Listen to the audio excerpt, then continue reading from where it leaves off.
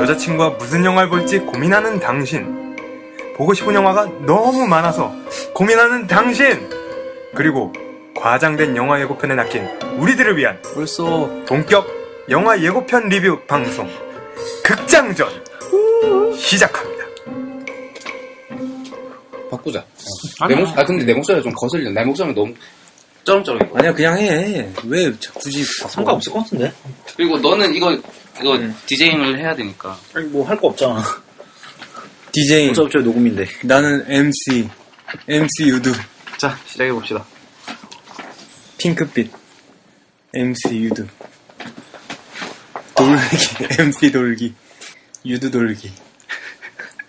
저 꼭지 있으면 저 꼭지 튀어나오는 부분에 돌기 있잖아. 난 거기가 참 그렇게 좋더라. 근데 내가 어디서 봤는데 남자가 왜 유두가 있는지 알아? 왜? 유두는 원래는 젖을 주는 용도잖아. 그러니까 아기를 키우는 용도란 말이야. 그렇지. 왜 있어, 남자? 남자는 유두가 있어. 여자는 있는 이유가 맞아. 근데 그러니까 원래 남자도 예전에는 모유수가 가능했다는 거지. 근데 가능했어. 태아가 하는 건데 이게 남아 있는 거는 성감대로서 사람한테 즐거움을 주기 때문에 이게 안 없어지는 거야. 자, 본격 유도 방송 돌기 방송. 극장전 제3막 시작하도록 하겠습니다. 유두 돌기 방송. 저는 저의 돌기와 저는 아무 말 안 했습니다. 꼭지의 돌기가 아니 이거는 과학적으로 얘기가 나온 거야. 나라고 할 수 있을 것 같아. 내가 살려준 거야. 아니, 너 나한테 잘해. 내가 살려준 거야. 그러니까 내가 변태가 안 되는 거니까. 아니 실제로 남자의 젖꼭지를 그러니까 성장 사춘기 이전에 쭉 꽉 누르면은 조금 뭔가가 나와. 아니 그런 기억이 없는데. 아니 근데 확실히 성감돼야 나도 거기를. 청취자 여러분 죄송합니다. 지금 3명의 DJ가 정신이 돌아오지 않은 관계로 방송을 다시 시작하도록 하겠습니다.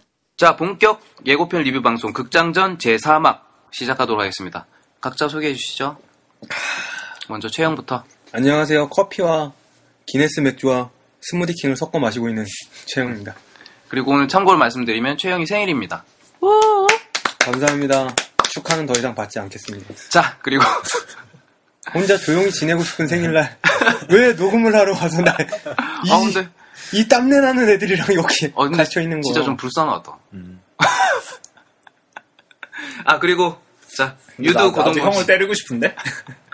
때려. 여자친구 있다고 이거 개무시하는 거야, 왕무시하는 거지. 진짜 형이 진짜 쓰레기다, 진짜 형.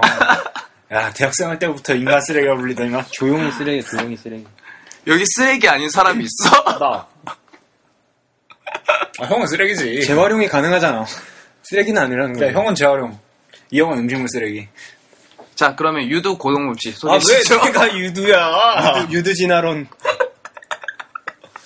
나는 단지 진화론적인 관점. 도라에몽 성애자. 근데 이제 청취자분들도 듣고 계시지만 저희들끼리도 이 방송을 하면서 세상 몰랐던 부분들을 많이 느끼고 있거든요. 특히 고동범에 대해서. 일단 최영은 정말 그 예리한 분석에 저는 또다시 한번 놀랬고, 그리고 우리 고동범 씨는 와 정말 이 사람이야말로 색드립의 어떤 블루 오션이 아닐까라는 블루칩이 아닐까라는 생각이 들 정도로 색에 미쳐있는 정말 아무렇지 않은 것처럼 하면서 이때까지 우리가 방송 역사상 기록에 남을 만한 색드립을 얘가 다 했어. 아니 나는 얘기를 한 게 없지. 고유 야동이 3테라. 뭔 헛소리야 이거. 지금 오해하잖아 사람들이. 나 없어. 지금 청취자분들 사이에 회자되고 있는 여러 가지 우리 어록이 있거든. 그 중에 몇 가지가 아니 그건 형이 집중적으로 얘기하는 거고. 아니야 그 중에 나는 그냥 묻혀 있어. 그 중에 들어봐봐. 그 중에 대표적인 게 뭐냐면 동물의 왕국이랑 도라에몽이었단 말이야. 그걸 네가 다 얘기했어. 아니 그건 형이 기억하는 그 수준에서 그건 거고. 자, 고동범 씨 소개는 여기서 마치도록 하고. 나 집에 가도 돼? 끝난 것 같은데 나 이제. 자, 그리고 저는 일러스트 작업을 하고 있는 이유신이라고 합니다. 반갑습니다. 지만 멋있게 한다니까 이게. 진짜 쓰레기야, 이 인간.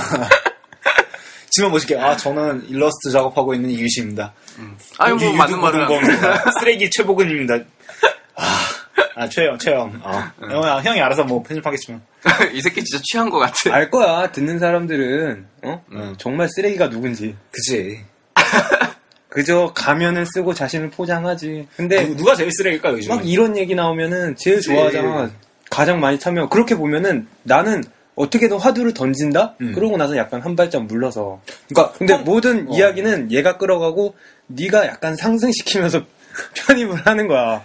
그러니까 형이 말하는 거는 형은 그냥 가식 없이 얘기하는 거고. 근데 유신 형은 여기다가 이게 뭔가 좀 이거가 유신이가 가장 잘하는 나도 그래. 나도 그랬어. 그러니까 이렇게 동의하면서 사람을 들어온다. 대체적으로 만든다니까? 쓰레기로 만들어, 그러고 나서 인간이. 중간을 확 치고 나서 빠져.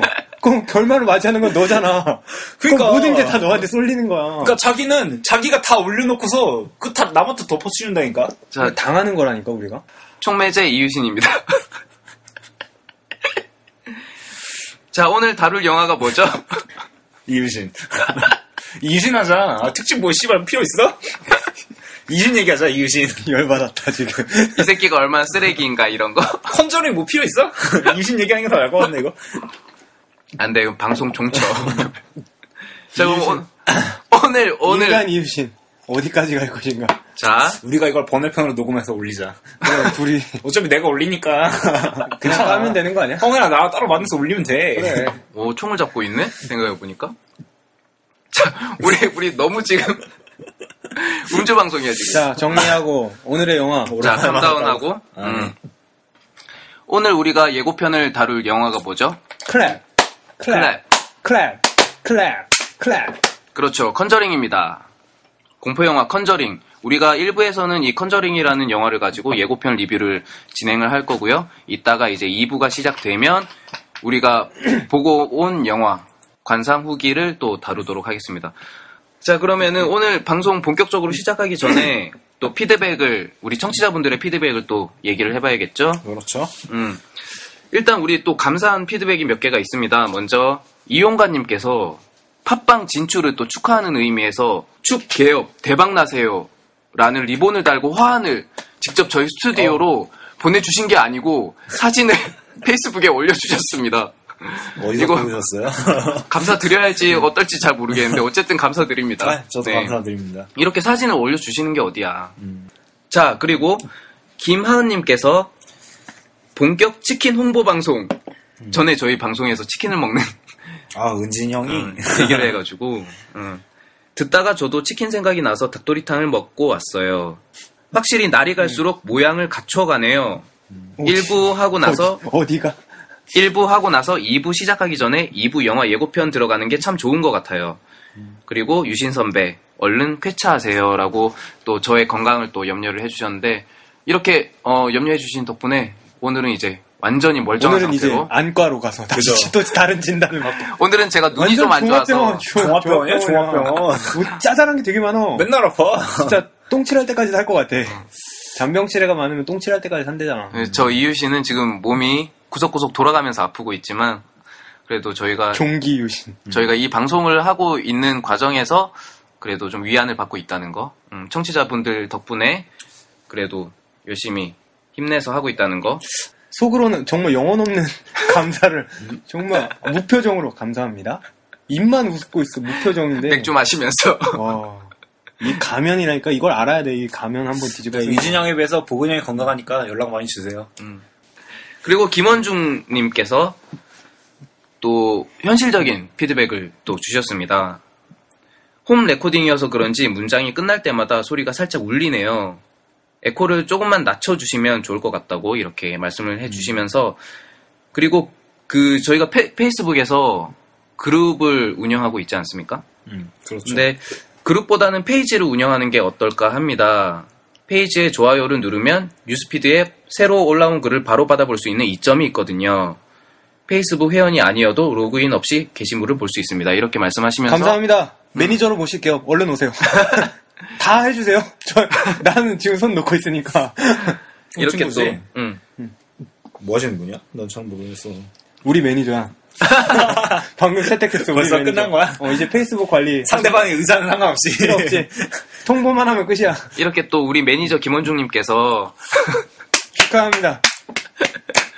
월급은 맥주 한 캔. 현실적인 건의를 또 해주셨습니다. 그리고 여은혜님께서 우리가 그 영화 및 TV라는 카테고리 안에서 5위를 기록한 적이 한 번 있거든요. 진짜? 전체 순위에서 5위. 그걸 그걸 또 또 화면 안에 딱 보여. 그렇게 들을 게 없어? 거기에? 우리 이렇게 5위가 들어가게? 말이 안 되잖아, 이게. 그래서 여은혜님께서 그걸 딱 친절하게 이제 몇 회째인데. 캡처를 딱 해주시고 현재 팟빵 카테고리 순위 벌써 5위까지 진입을 했네요. 축하드려요. 앞으로 쭉쭉 더 나아가길 꾸준히 청취하고 있습니다. 힘내세요라고 우리 여은혜님께서 피드백을 주셨습니다. 저는 감사합니다. 감사합니다. 카테고리 5위 안에 들었다는 거에 음모론이 도사리고 있다는 제기하고 싶네요. 누구지? 누구냐? 자체 누구야? 다운로드. 이거는 다 보근형 의견이고 우리는 감사합니다. 감사합니다. 나는 감사합니다. 분명히 안 눌렀는데 누구지? 자, 그러면 이렇게 피드백을 주신 분들 모두 감사를 드리고 근데 이유진이도 어떻게 생각하세요? 아이, 뭐, 아니다, 이거 괜찮아. 괜찮아. 이유신이라는 사람은 정말 괜찮은 사람이다. 단 한마디로 요약을 할 수가 있죠. 어떤 거야? 벗겨보면 안다. 잠깐만 나 오줌 마려. 잠깐만 끊어가자. 이거 봐, 섰어, 변태야. 벗겨보면이라는 말에 벌써 저렇게 흥분했잖아. 아우, 지저분해. 쓰레기 새끼. 편집 포인트. 이것은 실화다. 1971년 페론 가족은 꿈에 그리던 새 집으로 이사를 했다. 너무 멋져요. 페론 가족은 1863년에 그 집에서 일어난 끔찍한 살인사건을 전혀 몰랐다. 또한 그 이후에 일어난 많은 무서운 사건에 대해서도 알지 못했다. 이 가족은 그 집에서 겪은 일이 너무 무서워서 한마디라도 외부에 언급하는 것을 거절했었다. 지금까지. 이사원 첫날 새집을 갖게 돼 모두 좋아했죠. 전 주인이 내게 당부한 말이 있었는데 밤엔 항상 불을 켜두라는 거였어요. 며칠 후 그 말이 떠오르는 겁니다. 뭔가 이상하다는 느낌이 들었거든요. 첫날부터 뭔가 어두운 기운이 느껴지며 불길하고 오싹했어요. 그리곤 이상한 일이 생기기 시작했죠. 집에서 여러 명의 영혼이 보이기 시작했어요.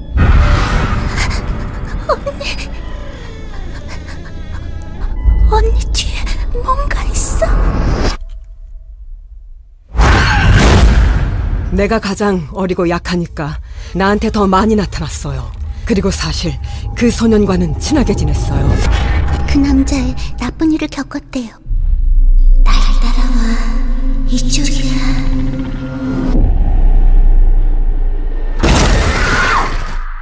침대에 누웠다가 눈을 떴는데 뭔가가 내게 다가오고 있었어요. 내게 하늘에서 낸시.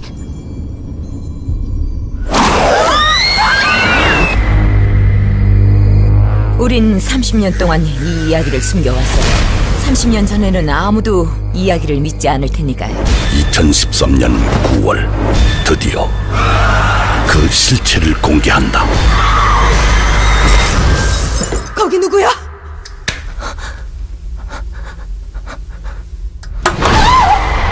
컨저링 9월 대개봉.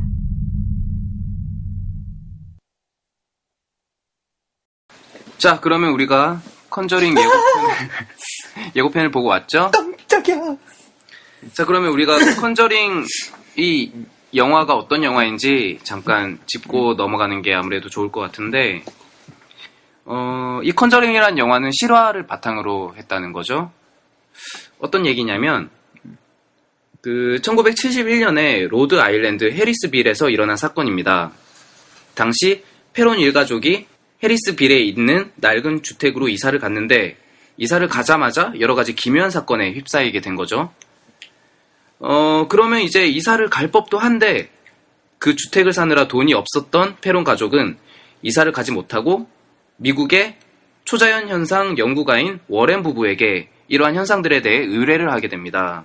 그렇게 해서 워렌 부부가 이 집의 초자연 현상을 수집하고 문제를 해결한다는 그런 얘기인데, 실제로 그 해당하는 그 집에서 과거에 끔찍한 살인사건이 있었다고도 하네요. 뭐, 요런 얘기들을 바탕으로 영화화한 게 이제 컨저링이라고 할 수 있겠습니다. 자, 그러면 우리가 이 영화를 가지고 평타치 예상을 또 한번 해볼까요? 이 영화가 평타치를 넘길 것인가, 안 넘길 것인가, 우리 기준에서 어떤지 한번 또 얘기를 한번 해보도록 합시다. 고동범 씨는 어떻게 이 영화 평타치 넘길 거라고 예상하시나요? 제가 3번 연속 틀려가지고 뭐가 틀려? 그러니까 다 평타치 이상이라고 말했는데 이제 후기에서는 다 평타치 이하라고 말한 그랬었지. 게 있어가지고 이제 좀 조심스럽긴 한데 그래도 이번 영화는 좀 평타치 이상일 것 같습니다. 자신 있게 이번 영화 평타치 이상? 네. 어떤 점에서? 일단은 제임스 완이라는 감독이 가지고 있는 필모그래피를 봤을 때 이제 소우 같은 경우에도 이제 정말 대단하게 봤고 소우가 아무래도 대표작이라고 할 수 있겠죠. 제임스 완 감독의. 네. 사실은 그거 외에는 안 봤어요. 제가.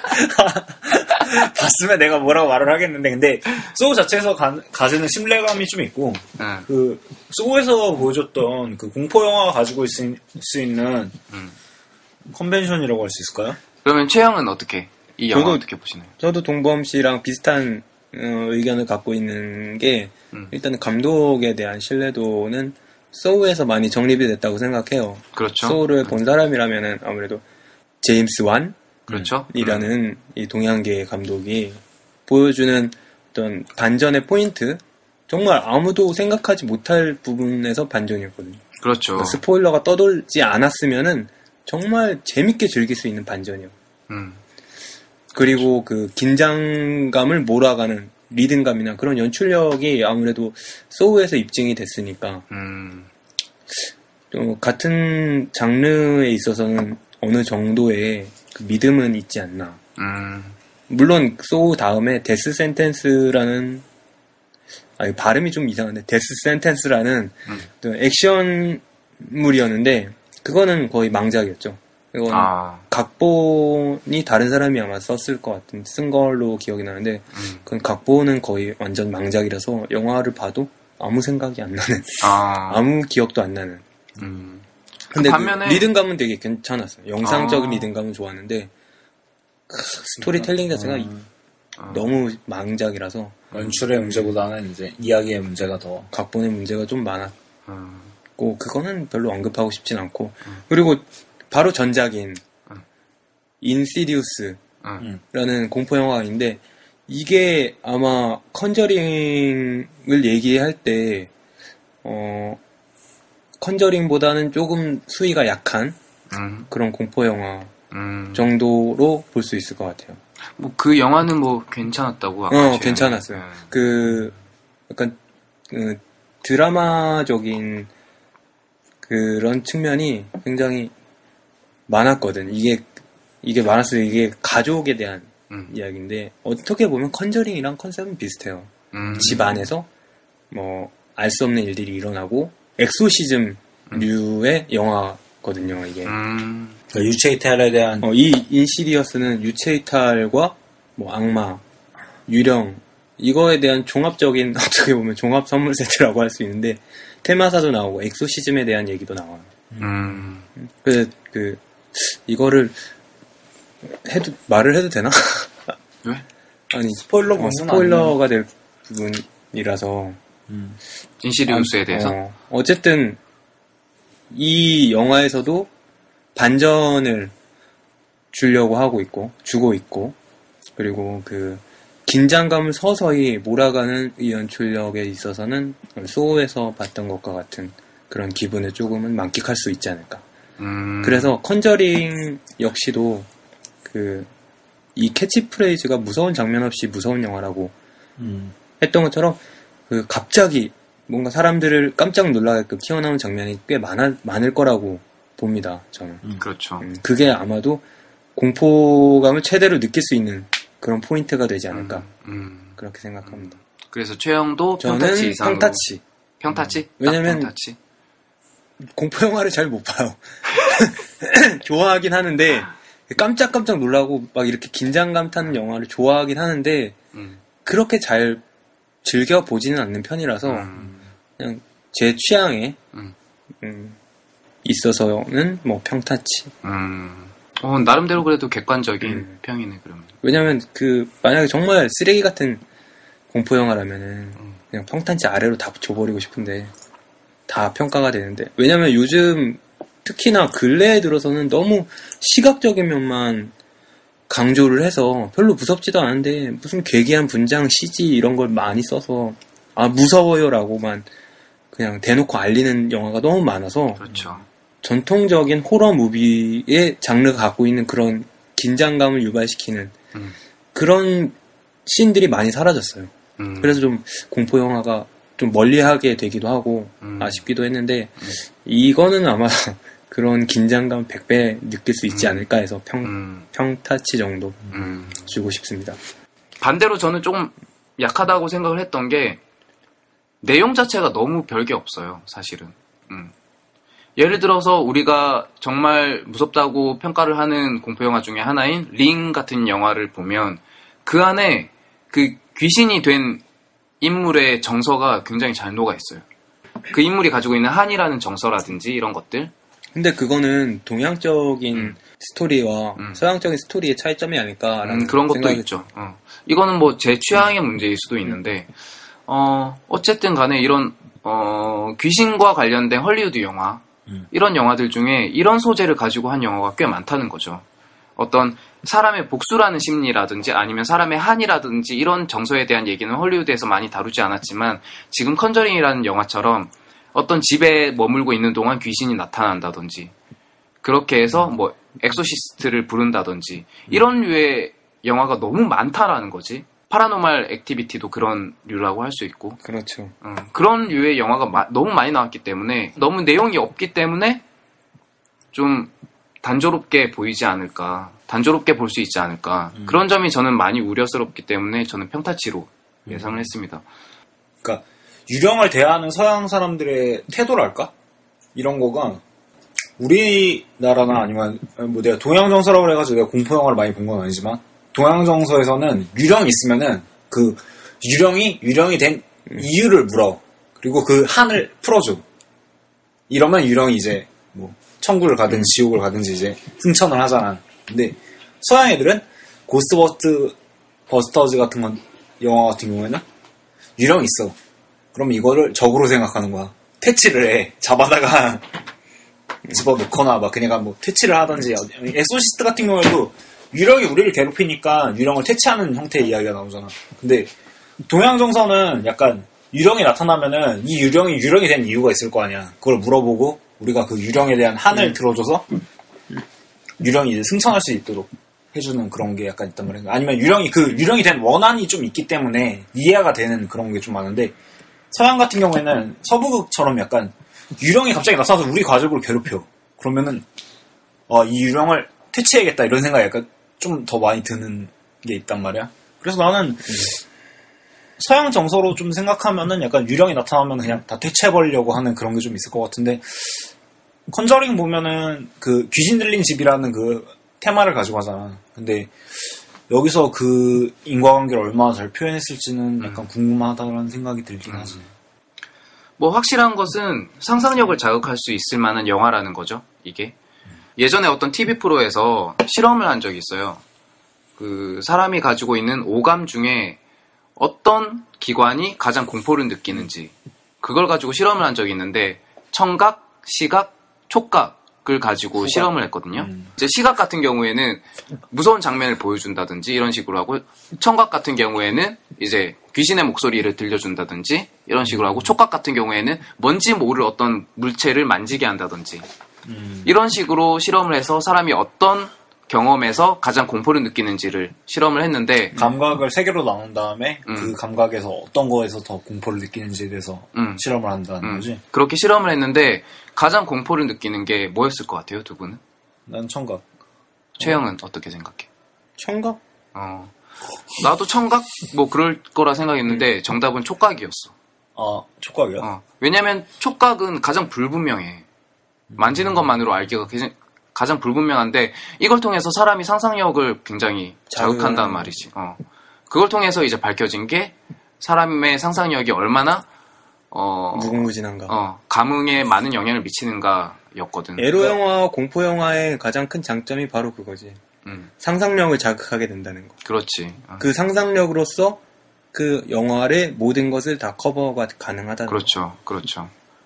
실제로 또 올드보이라는 영화를 보면 그런 대사도 나오죠. 상상하지 마. 상상하지 말아봐. 존나게 용감해질 수 있어.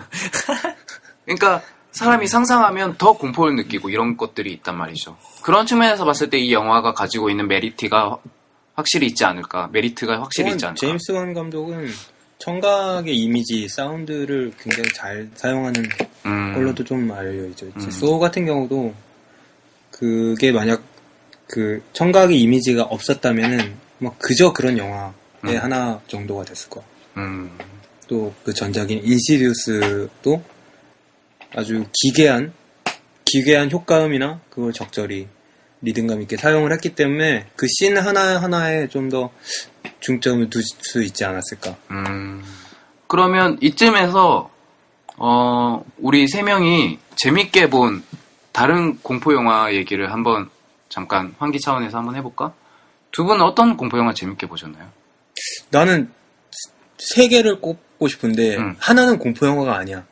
하나는 공포 영화가 아니에요. 이게 이클립스라는 영화였는데 아마 그 중년의 남성이 부인을 잃고 나서 뭐 죄책감이라든지 혹은 장인어른이 지금 병원에 있는데 그거에 대한 뭐 부담이라든지 이런 거를 공포스럽게 초반에는 나타냈다가 나중에는 그 원래는 이게 공포 영화는 아닌데 처음에는 깜짝 놀라게 하는 장면이 있어서 흡사 초반은 공포 영화보다 더 심한 공포가 몰려오는 영화. 나중에는 그 남자가 살고 있는 마을에서 그 북 페스티벌인가 이런 걸 해요. 그래서 더 이클립스라는 뭐 유령에 관한 이런 경험담을 쓴 어떤 여성 작가가 그 남자가 팬인 이 남자는 그 여성 작가의 팬이기도 하고 여성 작가가 오면서 그리고 또 다른 좀 유명한 작가가 와서 이 여성 작가한테 찝쩍거리고 그러면서 그 도시에서 그걸 소개해주고 이러면서 남자가 그 자기를 돌아보고 그 나중에 장인어른은 죽게 되고 그러면서 좀 치유하는 이야기라고 해야 되나? 그런 식의 이야기인데 이게 초반에는 정말 공포 영화였거든. 장인어른이 병원에 누워있어요. 근데 누워있는데 여긴 안 왔어. 멀리 떨어져 있거든. 근데 차를 몰고 와는데 뭔가 이상한 낌새에 옆을 딱 보니까 기괴한 형상의 장인어른이 갑자기 호악 하고 튀어나오는 거야. 깜짝 놀랐잖아. 공포 영화네. 완전 공포 영화라니까? 그래서 나는 그게 되게 신선했어. 복합적인 장르가 들어가 있는 좀 재밌는 영화라서. 이클립스? 그러면 청취자분들은 이클립스의 초반부만 한번 보시기 바랍니다. 아마 그게 충무로 영화제에서 소개됐었던 건데 아마 찾기는 좀 힘들 것 같아. 우리나라에 정식으로 개봉은 안 했고. 그리고 두 번째는 이건 공포 영화 여고괴담원. 최강희 씨가 뚱뚱뚱 하면서 나오는 장면이 압권인 우리나라 공포 영화의 대표작이라고 할 수 있죠. 이게 정말 전통적인 호러 무비가 갖고 있는 장점 중 하나가 깜짝 놀래키는 거예요, 사람들이. 그렇죠. 이거를 굉장히 잘 살린 한국 영화 중에 가장 잘 살렸던 영화였던 것 같아요. 그리고 마지막으로는 정말 아름다운 디자인, 세트 디자인이라든지 뭐 무대 디자인 혹은 프로덕션 디자인이 아름다웠던 기담. 나도 그 얘기 하려고 했는데. 근데 난 기담을 안 봤어. 근데 너무 추천을 많이 들어가지고. 봐봐, 정말 아름다워. 미장센, 공포 영화의 미장센이 정말 잘 살아있는 아름답고 무서운 영화? 그렇다고 하더라고. 저는 좀 사람이 무섭게 나오는 거가 더 공포인 것 같아요. 나도 동감해, 그건. 그러니까 귀신이 나온다든지 아니면 이 세계에 없을 것 같은 어떤 형태의 공포가 나오는 것보다는 사람이 더 무섭게 나오니까 오히려 스릴러 장르 같은 게 더 공포 영화 쪽에 저는 가까운 것 같아요. 제가 봤을 때. 사람의 광기나 이런 것들을 표현한 거?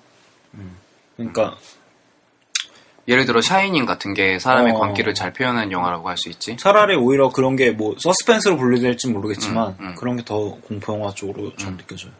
그렇구나. 저 같은 경우에는 노트북이라는 작품을 꼽고 싶습니다.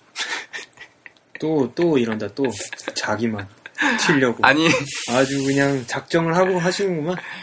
노트북이라는 영화를 보면 이제 그 영화가 어떤 얘기냐면 노망이 난 치매에 이미 걸린 할머니와 할아버지 아름다운 사랑 이야기를 공포라고 하면 어떻게 그럼 네가 결혼에 대한 공포가 있거나 아니면은 뭔가 늙을 때까지 한 사람과 같이 한다는 거에 대한 두려움이 있다는 말밖에 안 돼요, 여자친구님? 그게 아니고 거기서 나오는 이제 할머니가 5분밖에 기억을 못해. 5분만 딱 우연히 5분 정도만 이제 과거를 기억하다가 다시 5분이 지나면은 그 과거에 대한 기억을 또 잊어버리는 거야. 그 5분 동안 할아버지랑 춤을 춰. 옛날 기억을 되살리면서. 그 장면이 굉장히 아름답거든? 그러니까 그 5분 동안만 할아버지와 이 할머니가 예전에 서로 사랑하면서 겪었던 많은 일들을 회상하고 추억하면서 같이 춤을 춘단 말이야. 그렇지. 근데 갑자기 5분이 지나니까 할머니가 씨발 왜 이러세요? 이랬단 말이야. 씨발이라 그러진 않아. 그래. 그게 난 진짜 정말 무서웠어. 그러니까 그 사람이 이렇게 확 돌아서는 모습을 그때 할머니가 너무 연기를 잘해주셔가지고 유명한 배우니까 잘하지 이 사람아. 그리고 공포 영화라는 카테고리라고 하고 있는데 지금 다른 장르의 영화를 갖고 공포 영화라고 웃기면 우리가 그렇습니다 맞아요 당신이 정답입니다라고 우리가 말하겠어? 그렇다면 정말 공포 영화 중에 하나 꼽자면 저는 더 로드라는 작품을 꼽고 싶습니다. 그 가족들이 우리나라로 치면 이제 추석 같은 연휴가 돼가지고 어떤 친척집? 할머니 집인가? 이제 그쪽으로 이제 연휴로 떠난단 말이야. 근데 그 과정에서 어떤 차 사고가 일어나고 그 과정에서 어떤 기괴한 일들이 벌어지면서 가족들이 이제 점점 더 파멸로 가는 그 자동차 안에서 계속 이제 고향으로 가지 못하고 어두운 어떤 길에서 계속 헤매게 되는 거야. 어떤 저주에 씌여가지고 그러면서 겪게 되는 일인데 정말 재밌습니다. 그 영화 한번 저는 청취자분들한테 꼭 추천을 해드리고 싶고.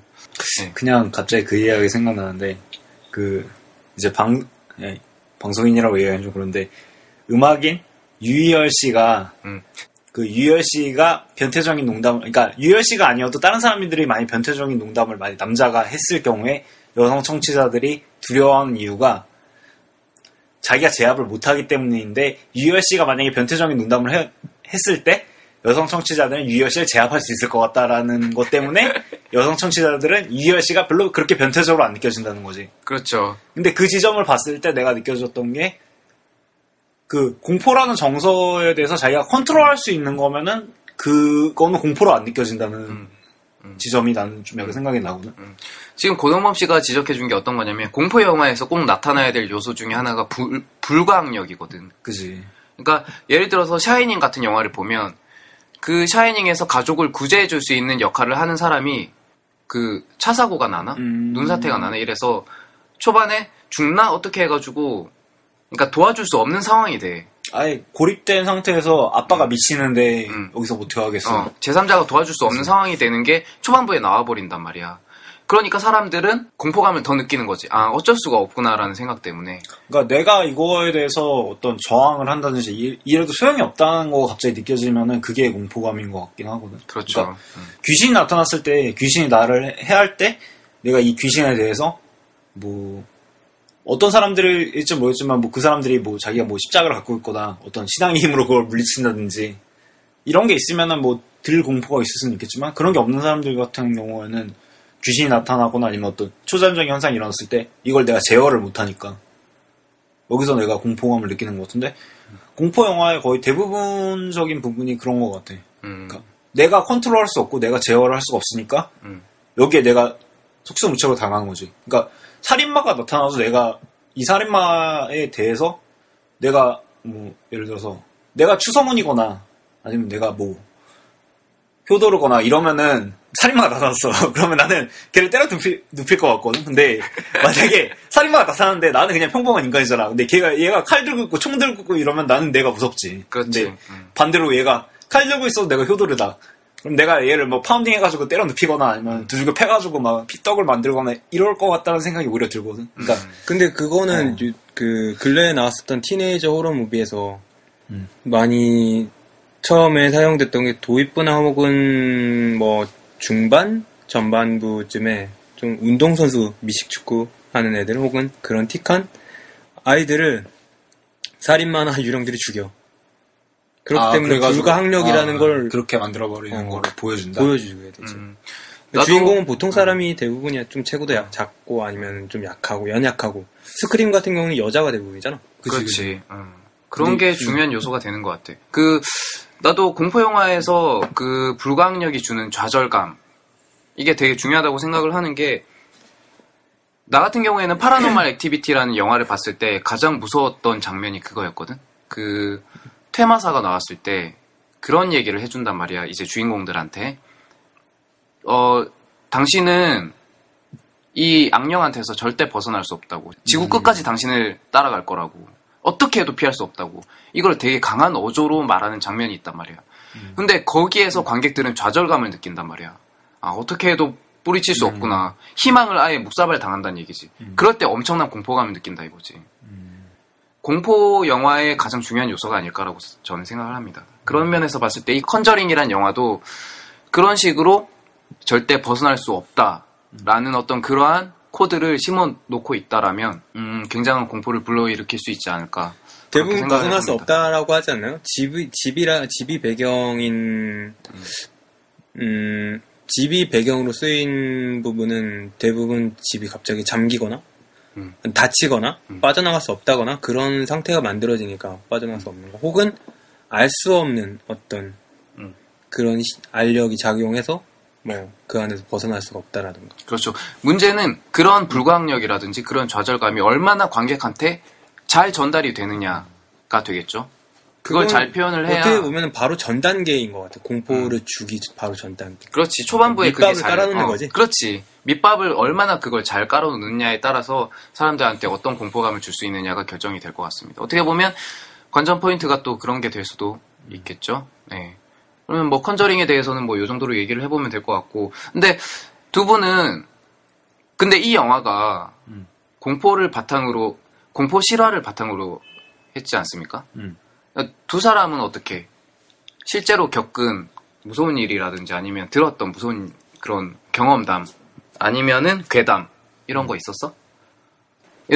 나는 그거 있었어. 친구인데 내가 그때 아마 자고 있었을걸? 그날 의외로 집에 일찍 들어와서 일찍 잠을 자고 있었는데 친구가 새벽에 뭐 돌아다니다가 어떤 창문 어떤 빌라 복도 창문에서 내 얼굴을 봤다라는 거야.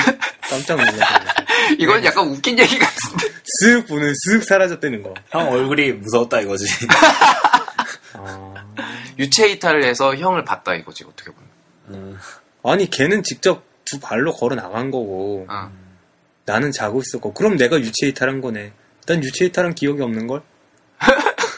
나는 이때까지 겪었던 괴담까지는 아니고 그러니까 이때까지 겪었던 무서운 경험까지는 아니고 조금 소름 돋는 경험을 한 번 한 적이 있는데 그게 아마 고등학교 1학년 때인가 그랬을 거야. 근데 그때가 시험 기간이었어. 그래서 친구랑 우리 집에서 밤새도록 공부를 하기로 결정을 하고 밤 늦게까지 공부를 하고 있는 상황이었는데 정말 거짓말이 아니라 그날 분위기가 되게 음산했어. 비도 추적추적 내리고 TV를 트는 데마다 공포영화가 가는 거야. 근데 그때 TV에 했던 공포영화들도 되게 추상적인 어떤 그런 그로테스크한 그런 영화들이 많이 하니까 우리는 더 약간 그런 공포감을 가지고 있었던 거지. 그리고 원래는 그렇게 3명이서 공부를 하고 있었는데 한 명이 집에 가야 된다고 해서 한 명을 보내주고 다시 집으로 돌아오는 길에 이미 분위기 자체가 그 길가의 분위기도 되게 음산했던 거야. 막 여기 지금 한 사람이 막 시체로 막 넘어져 있어도 이상하지 않을 것 같다 이런 얘기도 둘이 막 나누면서 집으로 돌아왔단 말이야. 그렇게 집에 들어와서 그 음산한 분위기 안에서 공부를 좀 하다가 이제 자야 되겠다 하고 잠을 자기 시작했어. 둘 다 이제 자리를 깔아가지고 자는데 분위기가 너무 음산하니까 나 혼자 계속 상상의 나래를 펼치게 되는 거야. 예민한 애들일세. 지금 이 순간에 이 지구상에 있는 모든 사람들이 갑자기 일순간에 다 시체로 변하면 어떨까? 기분이 어떨까? 이 순간 갑자기 동범 씨랑 최영이 갑자기 죽어버리는 거야, 갑자기. 이런 식으로 갑자기 사람들이 다 갑자기 한순간에 죽어서 나 혼자 딱 남아있는 거야, 이 세상에. 네가 뭔데 내 미래를 없애고. 나는 괜찮은데 최영은 생일전 오늘. 지랄이야. 생일날 날 죽여버리는데? 그런 상상을 하고 있었는데 무섭잖아, 그런 상상을 하면. 아, 그럼 나는 어떻게 할까라는 생각을 하다가 그러면 나는 무서워서 혼자 바닷가로 도망을 치겠지? 라는 생각을 한 거야. 그래서 상상으로 막 혼자 바닷가까지 달려간 거야, 내가 혼자서. 그래서 모래사장에, 바닷가 모래사장에 나 혼자 딱 서 있는데 그런 상상을 하고 있는 와중에 내 옆에 친구가 갑자기 가위를 눌리는 거야. 그러면서 갑자기 몸을 막 헐떡거리면서 막 바둥바둥 떨면서 막 주체를 못하길래 내가 억지로 흔들어서 깨웠어. 그러니까 얘가 하는 말이 뭐냐면은 자기가 가위 눌렸대. 몸을 움직일 수 없게 되면서 앞이 깜빡깜빡거리더래. 그러면서 어떤 화면이 펼쳐지더래.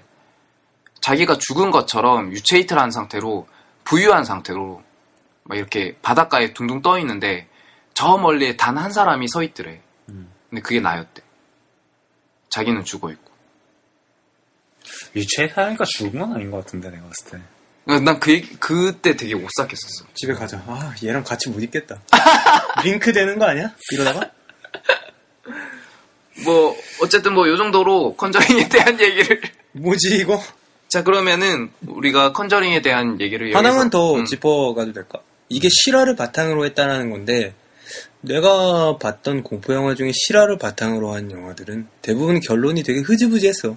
그렇지. 왜냐면 그런 일이 있었고 가족들은 지금 뭐 잘 먹고 잘 살고 있다. 혹은 그래. 뭐 누구누구는 죽고 누구누구는 아직까지 살아남아서 뭐 어느 주에 어디에 살고 있다. 그렇죠. 이런 식으로 끝내는데 되게 그냥 정말 순간적인 그런 공포만 주고 끝나거든.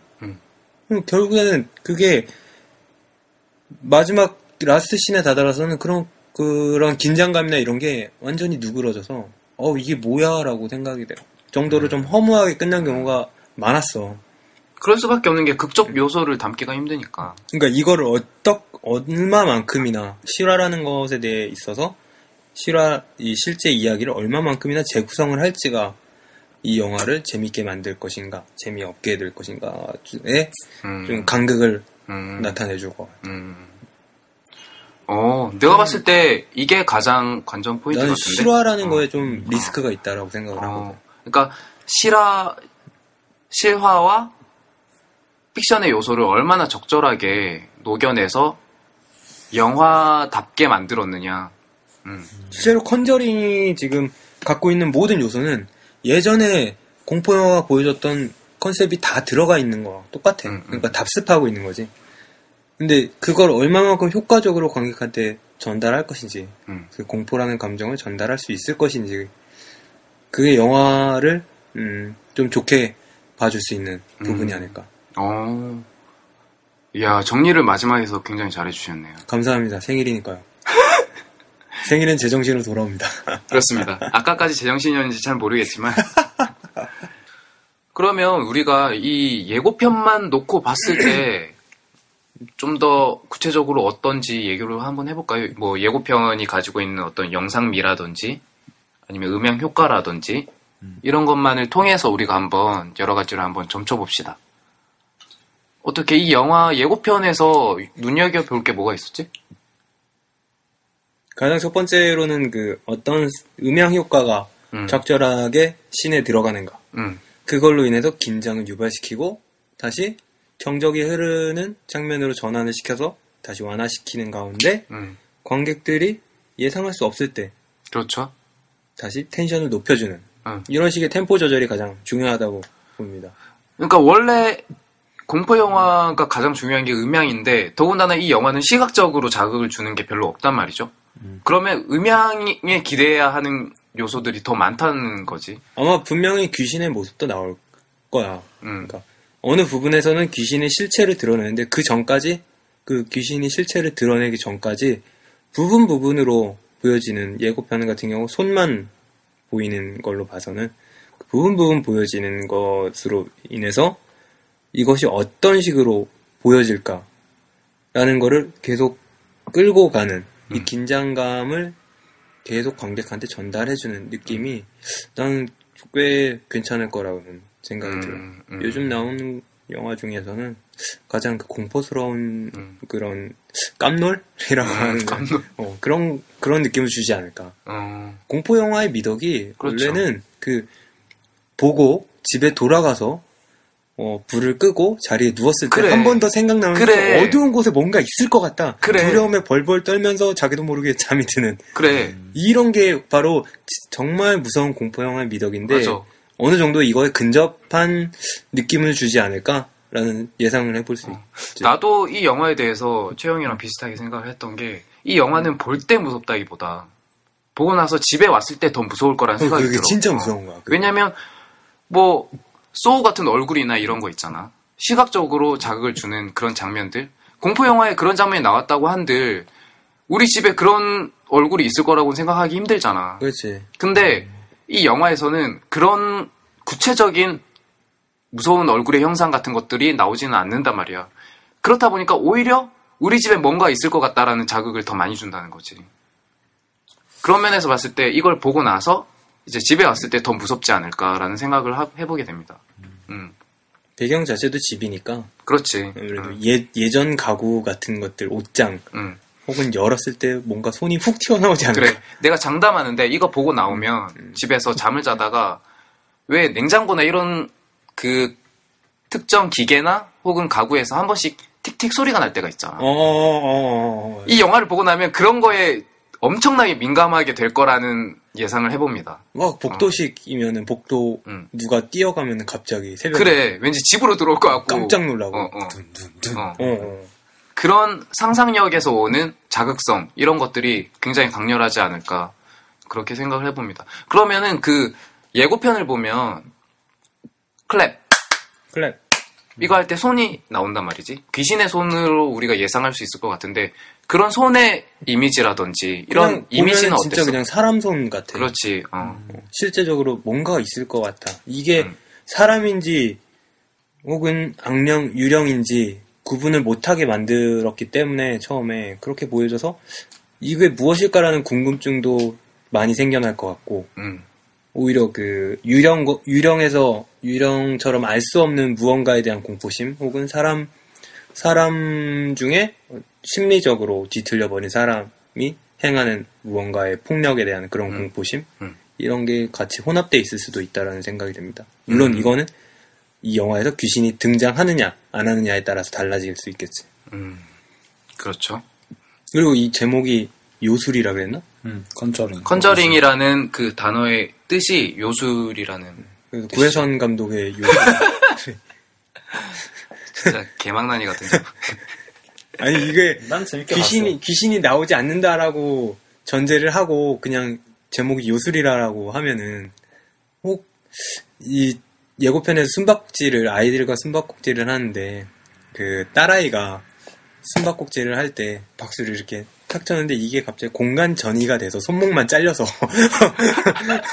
왜 웃기게 들리지? 이런 대로 공간 전이가 돼서 엄마 바로 옆에 나타나서 이렇게 친다든지 이런 뭔가 과학적인 근거를 얘야 밥 먹으러 와 짝짝 이랬는데 이 손만 저기 가가지고 갑자기 뒤통수에서 손이 훅 밥 먹으러 와 엄마 부르는데 갑자기 엄마 손만 우유컵이랑 같이 넣어서 훅 난 왜 원피스가 떠오르지? 원피스에 동강동강 열매 있잖아. 손만 따로. 자꾸 이런 식으로 보면 무섭게 안 보게 된단 말이야. 이게 공포 영화를 못 보는 사람들을 위해서 약간 좀 누그러뜨리자. 그러고 봤을 때 배신감을 때리는 거야. 씨발 존나 무섭잖아 이 개새끼야. 너한테 속았어. 잔인해. 배려심 있는 거야 이게. 그렇죠. 우리가 또 그런 걸 또 재밌게 볼 수 있을 것 같고. 나는 일단 무서운 곳은 다 싫어. 난 사실 무서운 얘기 자체를 잘 못 들어. 어두운 곳은 다 무서워. 이걸 3단 문법으로 펴야 되나? 나는 무서운 곳이 싫다. 어두운 곳은 무섭다. 나는 어두운 곳이 싫다. 무섭다? 맞긴 맞네. 이런 식으로 해야 되나? 어쨌든 어두움이라는 것은 그러니까 어두움이라는 거는 어떤 내 자신한테 심연에 갖고 있는 그런 공포감이 스멀스멀 기어오르게 하는.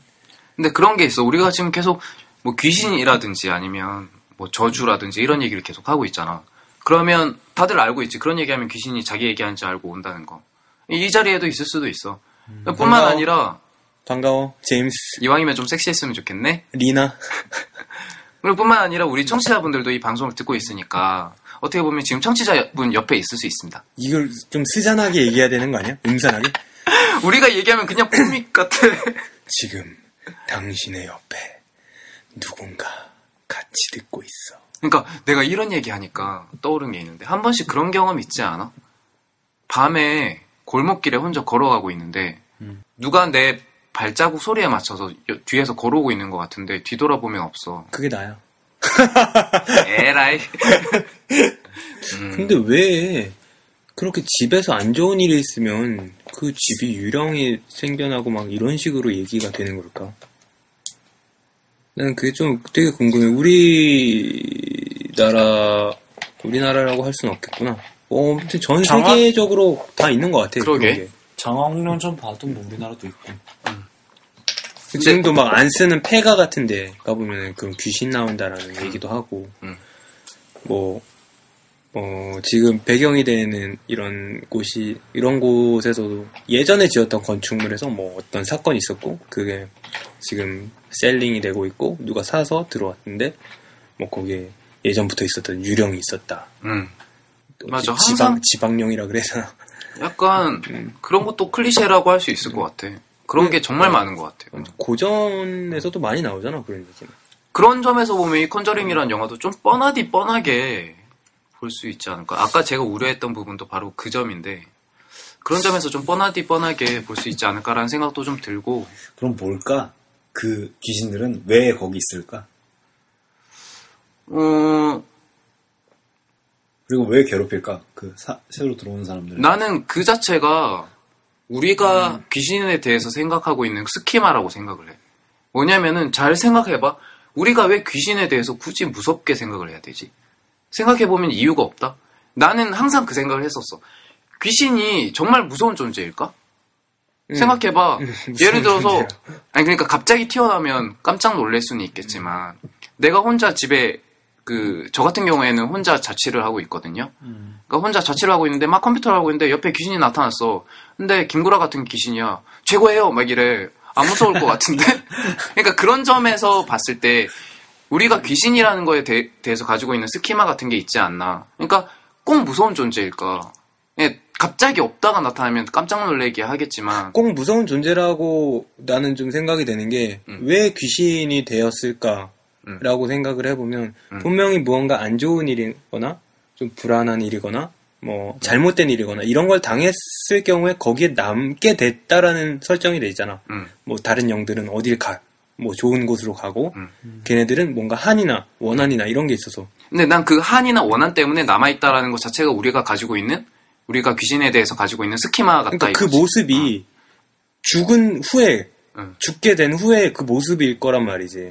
그러니까 온전한 사람의 모습이 아니라 어딘가가 소멸되고 사라지고 뭐 잘리고 이런 모습으로 존재했을 수도 있다라는 거지.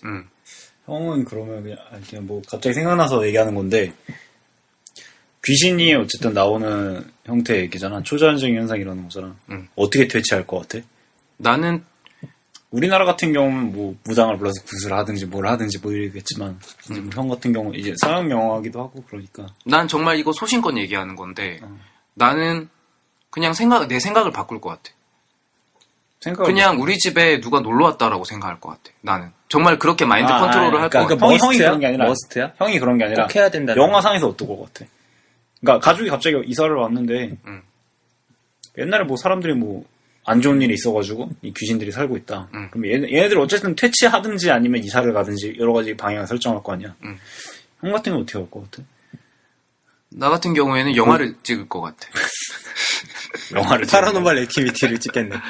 이거 소재다 이러고 아싸 잘됐다 이러고 그냥 막 설치해가지고 영화 찍는다고? 돈을 벌 것 같아.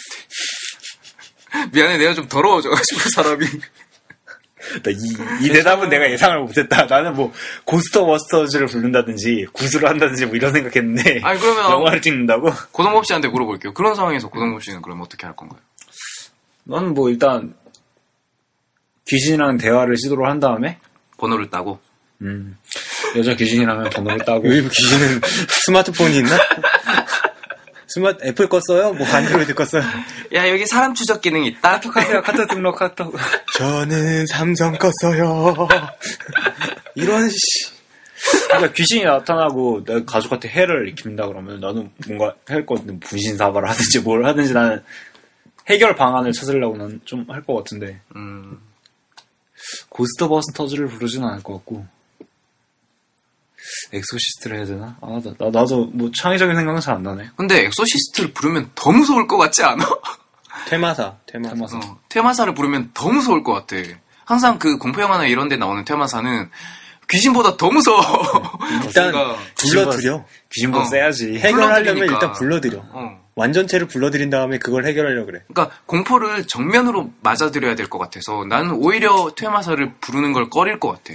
하지만 공포영화에서는 테마사를 불러야 얘기 전개가 되기 때문에 꼭 부르지. 나 같으면 안 부를 것 같아. 더 무서울 것 같아, 그게.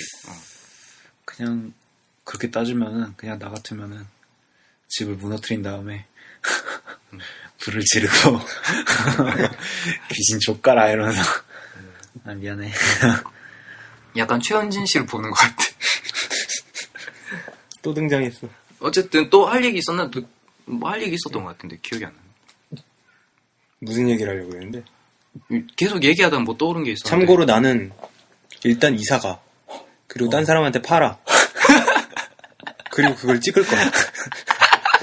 제일 잔인해. 아, 진짜 쓰레기다, 이거. 나는 안 겪고, 딴 사람들이 겪는데, 그걸로 나는 수익을 벌겠다. 그걸 심지어 돈을 버는데 써. 역시, 나는 안전한 곳 대피해야지. 근데 나는 지금 또 얘기를 하지만, 귀신이라는 게 정말 무서운 존재로만 생각할 수밖에 없는가에 대해서는 청취자분들도 한번 생각을 해봤으면 좋겠어. 귀신을 고통스럽게 하는 부분 뭐가 있을까? 마늘 준비하면 되지. 아니야, 마늘은 너무 드라큘라야. 컨벤션적인 거, 클리셰적인 거 같고. 마늘은 드라큘라야. 드라큘라밖에 해당이 안 돼, 마늘은. 아, 그래?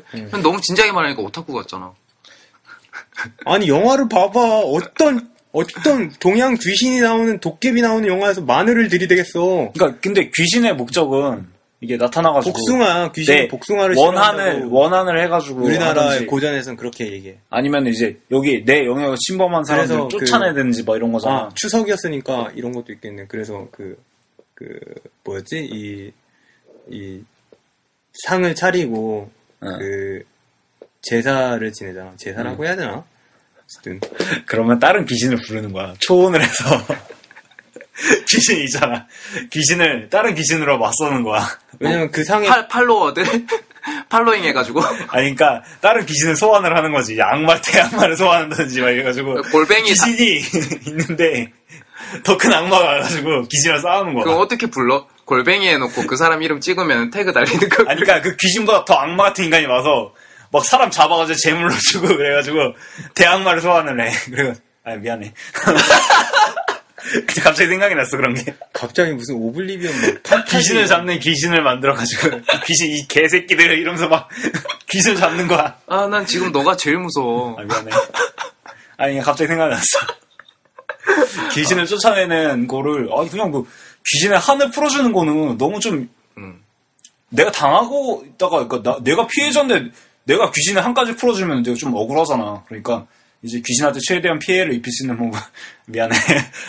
술을 그만 먹어야 될 것 같아. 서양에서는 한을 풀어주려는 시도는 거의 없잖아. 그러니까 고스트버스터를 불러주는 이런 건데 이제 귀신아 좆대 봐라 이러면서 이제 뭔가를 하는 거지. 나는 이 방송이 지금 되게 기대가 되는 게 청취자들의 반응이 기대되는 게 아니라 이거 녹음한 걸 고동범 씨가 나중에 다시 들었을 때 반응이 제일 기대가 돼. 이거 전반부에는 에로령에 쓰였다가 후반부에는 완전히 홈백이 나가버려. 집에서 뛰어내리려 하지 않을까. 편집해줘. 편집은 내 맘이지롱. 나 취직해야 돼. 이거 컨저링에 대해서 더 얘기하면 안 될 것 같다라는 생각이 듭니다. 네. 그만하자.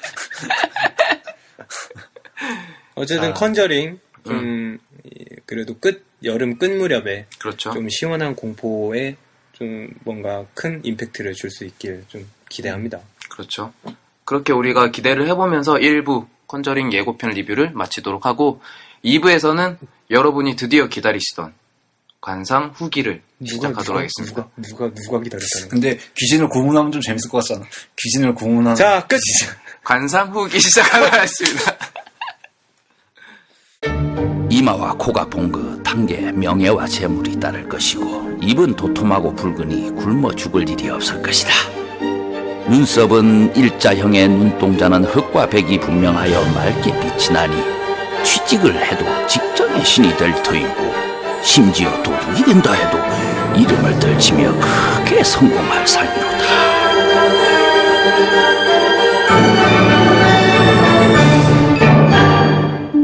우리 집에서 일을 한번 해보는 게 어떻겠어? 자, 그러면 고대하고 고대하던 관상 후기편 시작하도록 하겠습니다. 솔직히 일본은 종범이가 취해서 그래. 후반엔 완전히 넉다운이 되고. 솔직히 우리가 초반부에 고동범 씨가 굉장히 기분 좋게 취해 있었단 말이죠. 종범이가 초반에는 유두 얘기로 꽃을 피웠다가 술이 어느 정도 들어가고. 아니 내가 꽃을 피운 게 아니라 형이 스타트를 끄는 거잖아. 아니 정말 초반부에 아무 쓸데없는 얘기할 때 유두 얘기로 꽃을 피우더니 갑자기 영화 얘기에 컨저링 시작하니까 애가 갑자기 취하더니 얘기를 잘 못하고. 자, 그러면 우리가 관상 후기에 대한 얘기를 시작하기 전에 페이스북 그룹에다가 후기를 남겨주신 분들이 있어요. 그래서 너무 감사한 마음에 저희가 또 이거를 소개를 해드려야 될 것 같은데 우리 청취자분들의 피드백 한번 들어보도록 하겠습니다. 먼저 무크무크님께서 처음으로 방송 듣고 영화를 봤습니다. 관상은 관전 포인트를 생각했을 때 기대 이하였습니다. DJ님들의 우려와 예견이 소름 돋을 정도로 정확했던 것 같습니다. 닭살져서. 난 솔직히 진짜 최영의 얘기가 정말 소름 돋았어. 정말 거의 완벽하게 우려할 지점들이 너무 잘 맞아서. 어쨌든 관상이라는 포인트가 가족의 사랑이라는 또 다른 포인트에 더욱 흐려졌네요. 마치 비빔밥을 맛있게 비벼 먹었는데 재료가 따로 노는 느낌입니다. 극장전 정말 잘 듣고 있고요. 100회 가뿐히 찍고 인기도 계속 높아지길 바래요. 그리고 앞으로도 더욱 좋은 방송 기대합니다. 끝으로 DJ님들 즐거운 한가위 되세요. 한가위 지났잖아요. 다 지났는데 뭘 또 한가위야. 아니 처음 못 본 거고 우린 봤지. SNS 진짜. 그리고 김하은님께서 일단 개인적으로 저는 관상이 송강호 씨의 단독 주연 같다는 생각이 들었어요. 수양대군이 강렬한 캐릭터이긴 하지만 내경을 중심으로 흘러가는 이야기 전개상 내경과 비슷한 정도의 무게나 비중을 가진 캐릭터가 없었던 것 같아요. 그나마 한명회가 가장 내경과 많이 부딪히는 캐릭터였던 것 같지만 분명하게 송강호의 상대역이라는 생각이 들기에는 부족했죠. 왜 이렇게 한글을 못 읽어? 너도 술 취했냐? 영화가 끝나고 나서 약간 찝찝했던 게 그래서 운명은 바뀔 수 있다는 거야. 아니면 어쩔 수 없다는 거야. 라는 생각이 들었어요. 갑자기 연기도 하네. 그래서 운명은 바뀔 수 있다는 거야? 없다는 거야? 그래서 수양에게 점을 찍는 것도 점을 만들어서 수양이 반역을 꾀하게 되는 게 아니라 이미 역모를 결심하고 실행하는 상태에서 점은 그저 단종이 수양을 의심하도록 하는 장치가 된 것이고 마지막에도 한명회의 부관 참시를 관객에게 알려주면서 결국엔 목이 잘릴 상이라는 내경의 말이 맞았음을 얘기하는 것 같아서 고개를 갸우뚱하고 나왔네요. 스포일러! 늘 꼬박꼬박 챙겨 듣고 있습니다. 영화 얘기를 하면서 친구들한테 깨알 같은 홍보도 하고 있다는 게 레알 추루. 극장전 화이팅입니다. 라고 말씀해 주셨습니다. 너무 감사드립니다. 네. 그리고 임병찬님께서 처음에 말씀하신 대로 역시나 신파가 끼더군요. 우리나라는 왜 그렇게 신파에 목을 매는지 모르겠어요. 저도 모르겠어요. 궁금합니다. 알려주세요. 아들의 죽음으로 대성통곡하는 송강호 씨의 연기는 좋았지만 뭔가 몰입이 안 되더라고요. 또 연기하고 있어. 뭔가 몰입이 안 되더라고요. 그러니까 이게 우리같이 좀 분석해서 보는 사람 아니어도 다 느끼는 거야. 똑같이. 그렇지. 그러니까 너무 티나게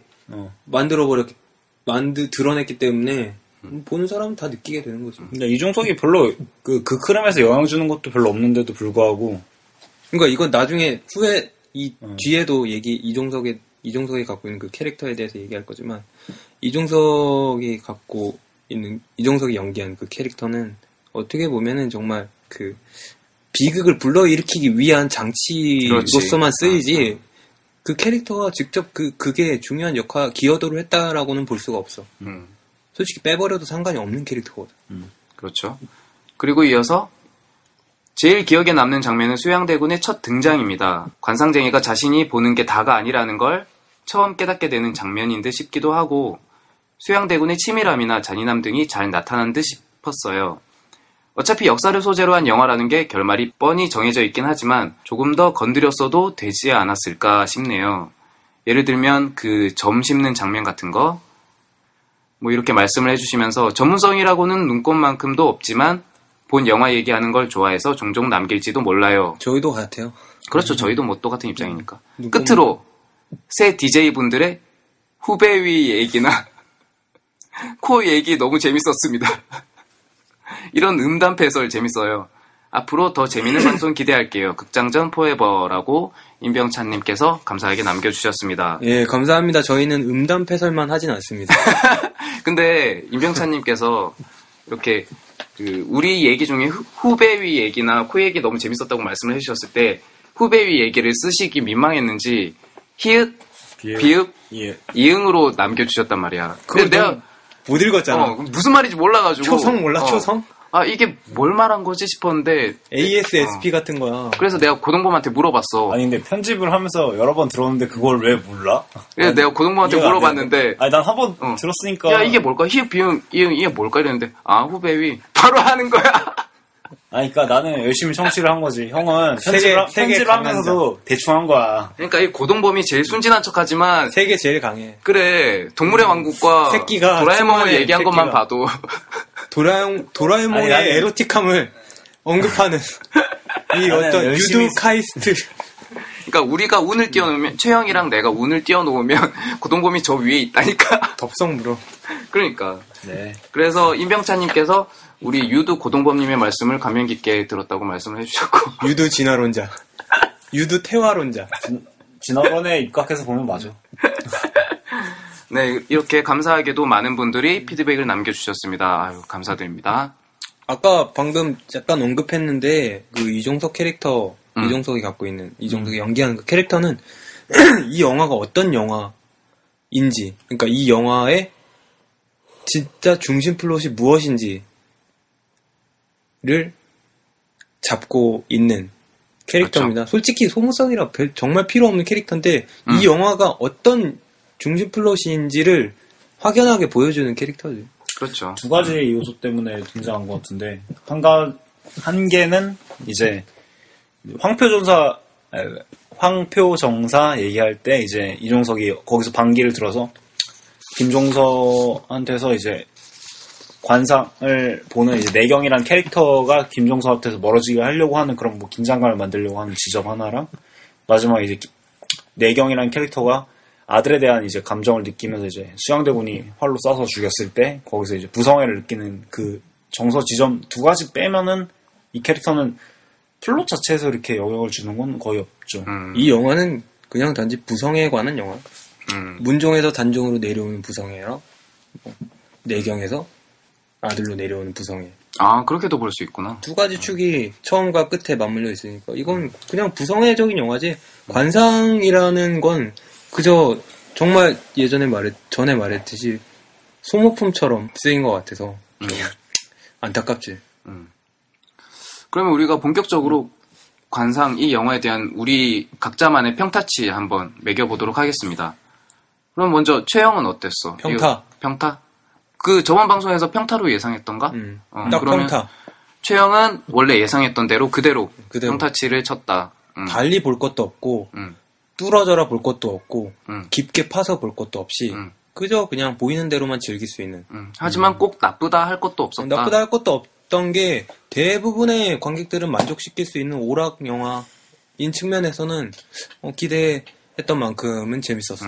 하지만 늘어지는 부분, 씬의 길이라든지 어떤 감정이 어느 정도에선 절제해서 끊어줘야 되는데 너무 씬이 길게 이어지다 보니까 감정이 오히려 과잉되는 부분이 있어서 그 부분에서 약간 내가 이입될 수 있었던 감정들이 사그라드는 것을 보면서 이 영화는 길게 봐서는 안 될 영화 같다. 그게 가장 큰 문제점이었던 것 같아. 너무 길어. 1시간 반짜리를 2시간짜리로 그냥 그렇지. 늘려버렸어. 나도 그런 생각이 많이 들었어. 괜히 늘려버렸어. 게다가 배우들이 인터뷰를 한 걸 보면은, 분명 이정재 씨가 인터뷰를 한 걸 보면은, 수양인 역할에서 고뇌하는 부분도 분명히 있었다고 했거든. 그래. 근데 그 부분은 편집으로 다 드러냈어. 그거는 근데 이제 감독을 살리고 싶었을지는 모르겠는데, 이미 늘어난 부분이 너무 많아서. 그렇기 때문에 난 정말 필요 없는 부분도 늘어났는데, 오히려 너무 많기 때문에. 근데 나는 이게 필요 없다기보다는, 근데 감독 자체가 원래 살리려고 했던 부분들이 있는 건데, 이정재 씬까지 늦게 내면은 이제, 추석 명절 특선에 맞춰서 그 사람들이 보고하는 건데, 이정재가 막 수양대군으로서 고뇌하는 거로 가면 흥행에서 부분에서, 그러니까 제작자의 압력이 난 좀 들어갔을 거라고 봐. 그러니까 수양대군으로서 뭔가 고뇌하는 거면은 그 자신의 조카를 폐위시키는 그 사람의 이야기잖아. 근데 그러면은 내적 갈등이나 이런 거는 이제 작품성 자체에서는 좋은데, 가족 단위로 가서 봤을 때 그게 이해하는 포인트에서는 좀 약하다는 생각이 들었어. 그냥 수양대군 자체는 절대 악으로 표현 안 하고, 만약에 수양대군도 이해할 수 있는 인물이다, 이런 식의 표현이 들어가기 시작하면은 보고 나왔을 때 그러니까 내가 감정을 이입해야 되는 사람은 이제 내경이라는 캐릭터인데, 내경의 반대편에 있는 사람도 이해할 만한 캐릭터다, 이렇게 되면은 굉장히 잘 살리지 않으면 이건 망하는 그거거든. 아니, 만약에 그 수양과 내경 두 사람한테만 중점이 많이 갔다라면은 그렇게 살려는 난 무방하다고 보는데, 이거는 등장인물이 너무 많아서 시선이 계속 분산되니까 쫓아갈 수가 없는 거야. 그리고 분명히 수양대군이 그 김종서를 치러 가기 전에 그 문 앞에서 잠깐 멈칫하는 장면이 있는데, 그 부분은 아마 고뇌하는 장면에서 연속성이 있었던 것 같아. 근데 그 앞에 있던 그런 고뇌의 이야기가 다 사라졌으니까. 그러니까 근데 문제는 나는 그것뿐만이 아니라, 그 내경이 아들이 수양한테 화를 맞고 죽는 그 부분에 이 감정 심파의 늘어짐 너무 싫었어. 정말 그냥 전반 후반부 모든 영화를 다 엎어버리고 싶을 만큼 너무 싫었어. 근데 이게 제작사의 악력이 작용한 게 아니라 한재린 감독이 갖고 있는 특성 중에 하나인 것 같아. 이전에 우아한 세계에서도 송강호가 혼자 밥을 먹으면, 비디오로 밥을 먹으면 그 심파의 씬이 정말 길었거든? 끝부분이? 그거랑 동일한 지점으로 와 있는 거야. 나는 근데 이전 영화의 그 부분은 난 이해는 됐거든. 전체적으로 어차피 아버지 얘기를 다루는 거였으니까. 그렇지. 얘기의 핵을 뚫으니까 어차피 우아한 세계에서는. 그러니까 형이 말하는 기획 의도의 부분에서 그게 딱 드러나는 부분에서 괜찮았는데, 관상에서의 심파 부분인 이종석이 죽는 장면이 나오는 거는 약간 좀 너희의 정서를 울리겠다라는 의도밖에 안 보이고, 그래. 이게 이종석이 처음 등장했을 때부터 그렇다니까. 그러니까 원래부터 이걸 기획 의도로 가지고 이야기가 전체를 꿰뚫는 어떤 이야기가 아니라, 그냥 이게 마지막 부분이니까 너희 감정을 울려가지고 엔딩 보고 나갈 때 어떤 짠한 감정을 느끼게 하겠다. 그러니까 딱 그게 보이잖아. 그러면 본론으로 가서 의도적인 게, 고동범 씨는 평타치 이하인 거죠, 그러면? 정말 되게 죄송스러운데 3회 연속 다 평타치 이상 쳤는데 다 망했어요. 근데 그러니까 다시 정리하면 평타치 이상으로 예상을 했는데 다 평타치 아래였는데, 이번 것도 평타치 아래. 그러니까 평타치 이상으로 예상을 했는데 막상 보고 나니까 결과적으로는 평타치 이하였다. 그죠. 기대치가 높아가지고 이번에도 평타치 아래가 더 된 경우도 그것도 있긴 한데 그렇습니다. 그리고 나 같은 경우에는 저는 평타치 이상 줄게요. 왜냐면 줄게요. 선심 쓰듯이? 한 명이라도 좀 이 방송에서 좋은 이미지가 되어야 되지 않을까라는 왜? 평타치 좋잖아. 나 평타치였어. 왜냐면 이 영화가 지금 흥행을 굉장히 하고 있기 때문에 이미지 메이킹을 좀 해야 될 것 같습니다. 추석이 끝나서 더 이상 흥행 안 할 것 같아. 레이스는 끝났어. 근데 제가 평타치 이상으로 결론을 내린 가장 큰 이유는, 이 정도 영화조차도 제가 평타치를 이상을 안 주면은 앞으로도 계속 평타치 이상을 줄 영화가 너무 없을 거라는 생각이 들어서 결과적으로는 평타치 이상이었다라는 것이고, 뭐 사실 그런 거는 있어요. 그러니까 한마디로 줄이면 굉장히 불편한 수작이라는 생각을 했어요, 저는. 준작. 그러니까 어떤 점에서 그랬냐면, 아마 관객분들도 굉장히 공감하실 겁니다. 이 영화를 그냥 단순하게 2시간짜리 영화로 봤을 때 전반부 1시간과 후반부 1시간으로 나눈다고 생각을 해봅시다. 그러면 전반부 1시간이 굉장히 지루했을 거예요. 그리고 후반부 1시간이 그래도 재밌었을 거란 말이죠. 그렇게 될 수밖에 없었던 게 초반부 1시간이 주인공이 가지고 있는 목적이 핵이 아니란 말이죠. 원래 영화라는 거는 주인공, 그러니까 핵심 인물이 가장 큰 목적성을 가지고 있어야 재미있게 이거를 끌어갈 수 있단 말이죠. 그런데 초반부 1시간은 송강호한테 가장 큰 목적성이 있는 게 아니라 수양대군과 김종서한테 가장 큰 목적성이 있단 말이죠. 그렇기 때문에 송강호라는 인물의 몰입이 잘 안 되는 거야. 초반부라고 해야 되나? 그거? 후반부지. 후반부 쪽에 가깝지 않나? 내가 봤을 때 그거는 오히려 초반부라고 본 게, 오히려 후반부에 가면 수양대군과 김종서라는 두 인물 사이에 내경이 중간에 위치하게 돼. 그러면서 내가 어떤 편을 들어야 될지, 아니면은 내가 어떻게 김종서를 도울 수 있을지 이걸 고뇌하게 된단 말이야. 그러니까 사건의 정중간에 위치하게 돼, 내경이. 그러면서 주인공인 이 내경이 가장 큰 목적성을 띠게 된다 이거지. 영화의 핵에 해당하는 목적을 가지게 된다 이거지. 근데 그러기 전에 초반부 1시간에서는 수양대군과 김종서라는 인물과 관련 없이 돌아간단 말이야, 이 내경이라는 인물이. 계속 뭐 한양에 와서 뭐 점을 보고 뭘 하고. 그러니까 이게 원래 우리가 3장 구조를 얘기를 많이 하잖아. 시나리오에서. 모든 영화가 3장 구조는 아니지만 보통은 3장 구조를 이루고 있는데, 보통 액트 1이라고 해당하는 초반 30분. 이때는 등장인물이 가지고 있는 배경이라든지 아니면 사건에 해당하는 배경이라든지 이런 거를 다 훑어주고, 이제 중반부에 해당하는 1시간 동안 그 핵심에 해당하는 사건으로 몰입이 된단 말이야. 그리고 후반부에서 이제 해결이 되고. 그런데 이 영화는 3장 구조랑 다르게 1시간에 가까운 시간 동안 이 내경이라는 인물의 배경만 쭉 나온단 말이야. 한양에 가서 뭘 하고. 그러는 동안 한쪽에서는 김종서와 수양대군의 갈등이 이루어지고, 이게 1시간 동안 가버리니까 지루한 거야. 그동안 계속 어디에 몰입을 해야 될지 관객들은 모른다 이거지. 그것 때문에 계속 지루하다가 이제 사건의 중심에 내경이 위치한 그 시점, 바로 1시간이 지난 그 시점부터 몰입이 되기 시작해서 그 다음부터 아마 재미있게 보지 않았을까. 그런 점 때문에 저는 조금 이게 불편한 수작이 아닌가. 초반이랑 후반이랑 한 두 가지로 나눠진, 그러니까 두 가지의 이야기가 따로 논다라고 얘기하는 평론가들이 좀 많았거든요. 그렇죠. 저는 좀 다른 게, 저는 세 가지로 봐요. 세 가지로 보는 게, 처음에 말한 그 내경이라는 인물이 어떤 인물인가, 그리고 관상을 통해서 어떤 행동을 보이고 있는가를 소개해주는 초반부가 있고, 그리고 두 번째 막에서는 그 내경이 이제 김종서를 만나고 문종과 만남으로 인해서 어떤 색출자를 가려야 되는 그런 위치에 놓이게 되는, 어떻게 보면은 뭐 권력이라고 할 수 있는 어떤 힘을 얻게 되는 그런 부분에 있어서 내경의 신분 상승이 되고 아들과의 갈등이 나오까지가 2부고, 그리고 마지막 3막은 이제 김종서, 그러니까 왕권파들과 그리고 이 수양대군의 영모를 대결, 그렇게까지 해서 중반부로 닿는 거. 그렇게 나는 그렇게 3장 구조로 나눠볼 수 있을 거라고 생각을 하거든요. 물론 맞는 얘기긴 한데 난 좀 다르게 봤던 게, 근데 내가 그게 왜냐면 왜 헷갈릴 수가 있는 게, 그 만약에 3장 구조로 나눈다 그래도 그 장마다의 길이가 너무나, 그러니까 우리가 알고 있는 3장 구조의 길이와는 너무나 다른 차이를 보이기 때문에 그게 더 헷갈릴 수도 있어요. 좀 애매한 지점을 갖고 있다라고 할 수가 있겠지. 그리고 내가 봤을 때 그 기존의 다른 3장 구조 영화랑 좀 다르게 본 게, 옴니버스 영화 아닌 옴니버스라고 해야 되나?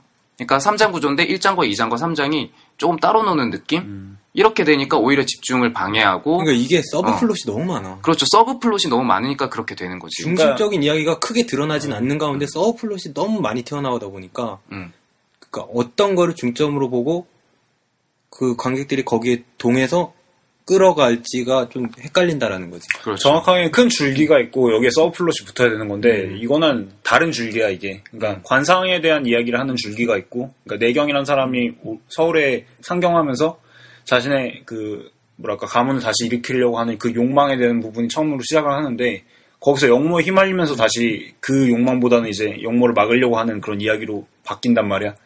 근데 그거는 이 앞의 이야기랑 뒤의 이야기는 완전 다른 이야기이기 때문에. 그렇지. 같은 줄기가 아닌 거지. 그렇지. 같은 줄기가 아닌 데서 오는 몰입방해 현상이 생겼다 이거지. 하지만 제가 아까도 말씀드렸다시피 평타치 이상으로 준 이유는 몇 가지가 있는데, 일단 저는 이정재 씨의 눈빛이 너무 좋았어요. 그러니까 아까 최영이 말한 거를 빗대자면 그 수양대군이 가지고 있는 내적 갈등이 많이 표현이 안 됐다고 말씀을 해주셨잖아요. 실제로 수양대군이 사실은 굉장히 입체적인 인물입니다. 실제로 세조라는 인물은 그 자신이 죽인 김종서나 사육신을 기리기 위한 위패를 세우는 것을 도왔습니다. 나중에. 그리고 숙모전을 세워서 그들을 기리는 어떤 그런 죽기 전이겠지. 병들고 쇠약해진 다음에. 그러니까 이 후에 나오는 이야기는 세조 이후에 기록된 거기 때문에 세조의 입장에서 편찬이 될 수밖에 없는 거야. 그럼 기렸다는 거는 그저 그냥 말뿐일 수도 있는 거지. 그러니까 세조가 기력이 다하고 병이 들고 자기 죽기 전에 자기가 죽인 자들의 넋이라도 어느 정도 위로하려고 후회하고 뉘우쳤다면은 자기가 왕위를 찬탈하고 즉시 복귀를 시켜주던가 아니면 뭔가를 해줬어야 돼. 근데 세월이 좀 흐른 다음에 자기가 어느 정도 누그러지고 나서 한 거잖아. 그거는 그냥 수박 겉핥기밖에 안 되지, 그런 건. 그런 지점도 있긴 한데 세조 자체가 근데 정치를 못한 건 아니거든. 그러니까 백성을 위해서 아예 뭐 백성을 수탈하든지 막 그러니까 폭군이라기보다 반란을 일으킨 영모니까 나라를 완전 수탈해가지고 착취를 했다 이런 건 아니라서 그 지점 때문에 좀 욕하기가 힘든 부분이 있을 거야. 근데 하지만 내가 그 세조라는 인물을 좀 입체적으로 보는 이유는 숙모전 같은 거를 세워서 실제로 김종서나 사육신을 기리는 어떤 그런 의미 부여라도 했다는 얘기지. 그런 것도 있고 1화에 의하면 문종의 비지 현덕왕후. 현덕왕후가 자기 꿈속에 나타나서 자신을 괴롭혔다라는 1화가 있어. 물론 1화에 불과하긴 하지만 이런 걸 통해서 우리가 세조가 어느 정도 죄책감에 시달렸을 수도 있겠구나라는 거를 추론할 수 있다는 얘기지. 하지만 영화상에서는 전혀 표현이 안 됐다라는 거. 근데 나는 이걸 약간 좀 표현이 은근하게 됐다라고 판단을 했거든. 그러니까 예를 들어서 이 수양대군이 그러니까 세조가 수양대군이던 시절에 김종서를 처단할 때 그 눈빛을 보면 약간 흔들릴 때가 있어. 그 김종서가 칼에 찔린 상태로 걸어 들어올 때 나 그 부분 정말 좋았어. 그건 정말 백윤식 님 이젠 님으로 불러야 돼. 백윤식동 그분의 어떤 그 카리스마 그 힘 정말 호랑이 나오는 진짜 호랑이 같이 느껴졌거든. 그 부분은 뭐 그 장면에서 백윤식 씨의 연기는 두말할 나위도 없을 뿐만 아니라 그 순간에 이정재 씨의 눈빛도 나는 좀 두려움을 읽었거든. 나는 그게 그 수양이 그 권력을 갖고 있는 김종서에 대한 두려움. 솔직히 좀 그 여기 이 관상에서 수양대군이라는 캐릭터는 어느 정도는 교활하고 그런 좀 몸을 약간 두려워하는 게 분명히 있는 그런 캐릭터라고. 그래. 그러니까 내가 영화를 보기 전에 약간 치사하기까지 게다가 내가 영화를 보기 전에 우려를 했던 게 이 수양대군이라는 인물을 너무 절대악으로 너무 평면적으로 그리면 좀 재미없지 않을까라는 생각을 했는데 그런 우려와는 달리 나는 조금 그래도 이정재의 그러니까 수양대군의 입체적인 눈빛이 살아있었다고 생각을 해서 그런 점은 조금 높게 평가를 해주고 싶습니다. 그리고 조금 더 보태자면 저는 그 이정재 씨의 연기 중에 어느 부분이 정말 소름 돋을 정도로 좋았냐면 그 점쟁이 여자 죽일 때 점쟁이 여자 죽이기 전에 막 추궁을 하잖아. 그때 막 추궁하면서 화를 내는데 웃어. 이정재 씨가. 그 연기가 너무 좋았어. 그러니까 이 배우가 굉장히 입체적인 연기를 하게 되었구나라는 느낌을 받았거든. 막 화내고 막 추궁하는데 웃어. 그 상황에서.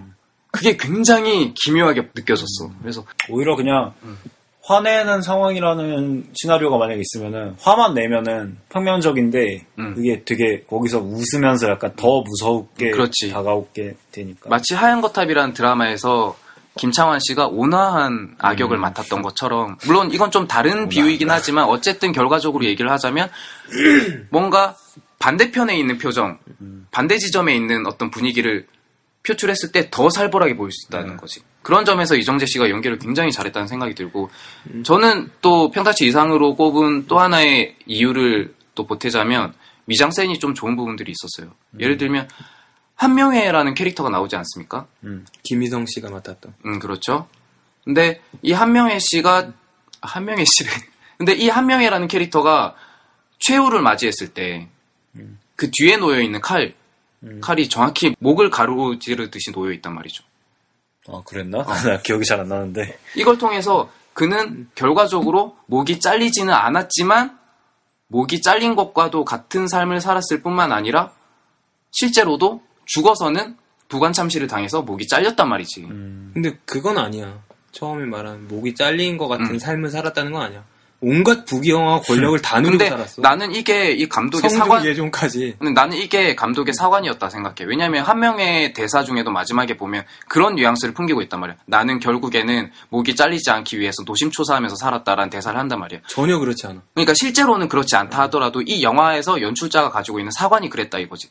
근데 그건 아는 사실이라서 그래.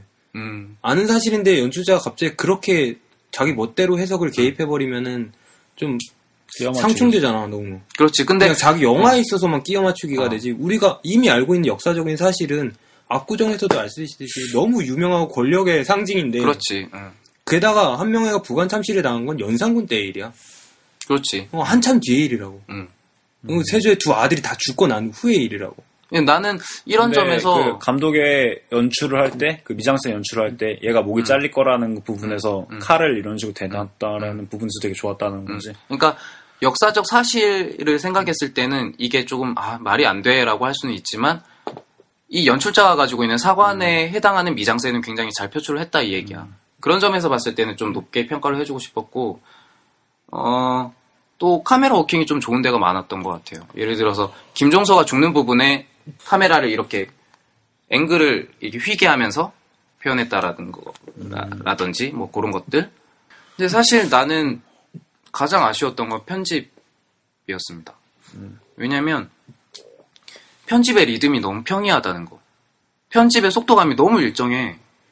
그러니까 기존 영화들처럼 몽타주 기법 같은 걸 활용해서 좀 스피디하게 넘어갈 부분들은 그냥 스피디하게 넘어갔으면 좋겠는데, 그러니까 청취자분들을 위해서 잠깐 좀 부연 설명을 하자면, 원래 몽타주 기법은 이제 에이젠슈타인의 영화에서 처음 나온 기법인 거지. 그러니까 영화의 흐름과 직접적인 관련이 없어도 중간중간 삽입되는 컷으로 강한 임팩트를 주는 걸 몽타주 기법이라고 하는데, 요즘 시대에서 몽타주 기법은 어떻게 쓰이냐면 그 영화의 배경을 설명한다든지 아니면 영화에서 스피디하게 빨리 넘어가야 될 전개 장면이라든지 이런 것들을 그냥 빠르게 장면 느낌으로 뮤직비디오 형식으로 빨리빨리 넘겨버리는 그런 걸 보통 이제 몽타주 기법으로 의례적으로 얘기를 하는데, 그런 기법을 활용해가지고 좀 빨리 넘길 부분들은 빨리 넘겼으면 좋았을 것 같다는 생각을 한 거지. 예를 들어서 뭐 내경이라는 인물이 한양에 처음 올라와가지고 뭐 이런 일을 겪고 저런 일을 겪고 하는 부분에서 크게 사건과 관련 없는 장면들이 있잖아. 이런 것들은 그냥 스피디하게 빨리빨리 이렇게 뮤직비디오 형식으로 빨리빨리 넘겨도 좋았을 건데 그런 부분조차도 편집의 속도가 너무 일정해 다. 그러니까 그런 점에서 관객들은 좀 지루한 거야.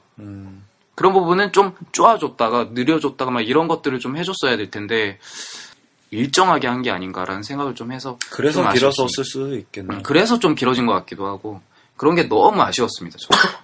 그리고 이거는 두 분 다 공감하셨겠지만 가장 불편한 지점은 우리가 이 결말을 다 안다는 거야, 사실은. 그죠.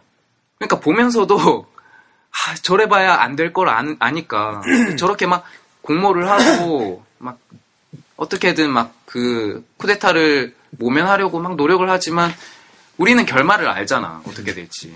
일부에서 컨저링에서 말했던 그 실화를 바탕으로 했었던 것의 가장 큰 리스크라는 거지. 그렇지, 같은 맥락이라고 볼 수 있지. 근데 요건 조금 다른 게 우리가 결말을 알고 있다라는 거지, 이거는. 그러니까 리스크가 더 큰 거지, 이거는. 그러니까 계속 가슴이 아픈 거야. 저래도 안 될 것을 저래도 안 될 텐데 저래도 안 될 텐데 이런 생각을 하다 보니까. 안 되는 거에 감정이입을 해달라고 했던 거 아닐까? 그럴 수도 있지. 근데 그렇다 보니까 내가 아까도 말했다시피 그 안타까운 거를 좀. 그렇다 보니까 아까도 내가 말했다시피 많이 불편한 수작이 아닌가. 그랬다고 저는 생각을 합니다. 네. 그 살인의 추억을 얘기하고 싶은데 같은 실화를 다룬 얘기잖아. 그리고 우리는 결과를 알고 있잖아. 범인이 안 잡혔다라는 거. 그렇지. 그렇게 보면 또 비슷한 맥락으로 볼 수 있네. 이미 다 알고 있는 이야기에 대해서 영화로 만들었을 때 우리가 어떤 식의 접근을 해야 될 건가에 대한 생각을 하게 되는 건데, 결과가 이건 궁금한 영화는 아니거든. 왜냐면 결과를 다 알고 있으니까. 살인의 추억도 범인이 안 잡힌 거 우린 다 알고 있지만, 그러니까 뭐 봉준호 감독이 살인의 추억을 만들 때 그런 얘기도 많이 들었대. 그러니까 범인 안 잡고 이 얘기를 끝내는 걸로 시나리오를 만들어 놓으니까 뭐 제작자든지 뭐 주변에 사람들이 와가지고 얘기하는 게, 범인을 가상의 아무거나 하나를 만들어가지고 걔를 때려잡는 걸로 만들어라. 안 잡고 끝내면 사람들이 뭐 찝찝해서 이거 나가겠냐 이런 식으로 했는데 봉준호 감독은 포인트를 바꾼 거지. 범인을 못 잡은 형사의 감정으로 넘어간 거지 이야기가. 그렇지. 그러니까 거기에 맞추는 걸 중점으로 갔었어야 되는데 송강호가 여기서는 그러니까 팽경이지. 살인청 말고 내경. 팽경이래. 그러니까 행원과 내경을 헷갈리고 자꾸 헷갈리네. 그러니까 술 취해서.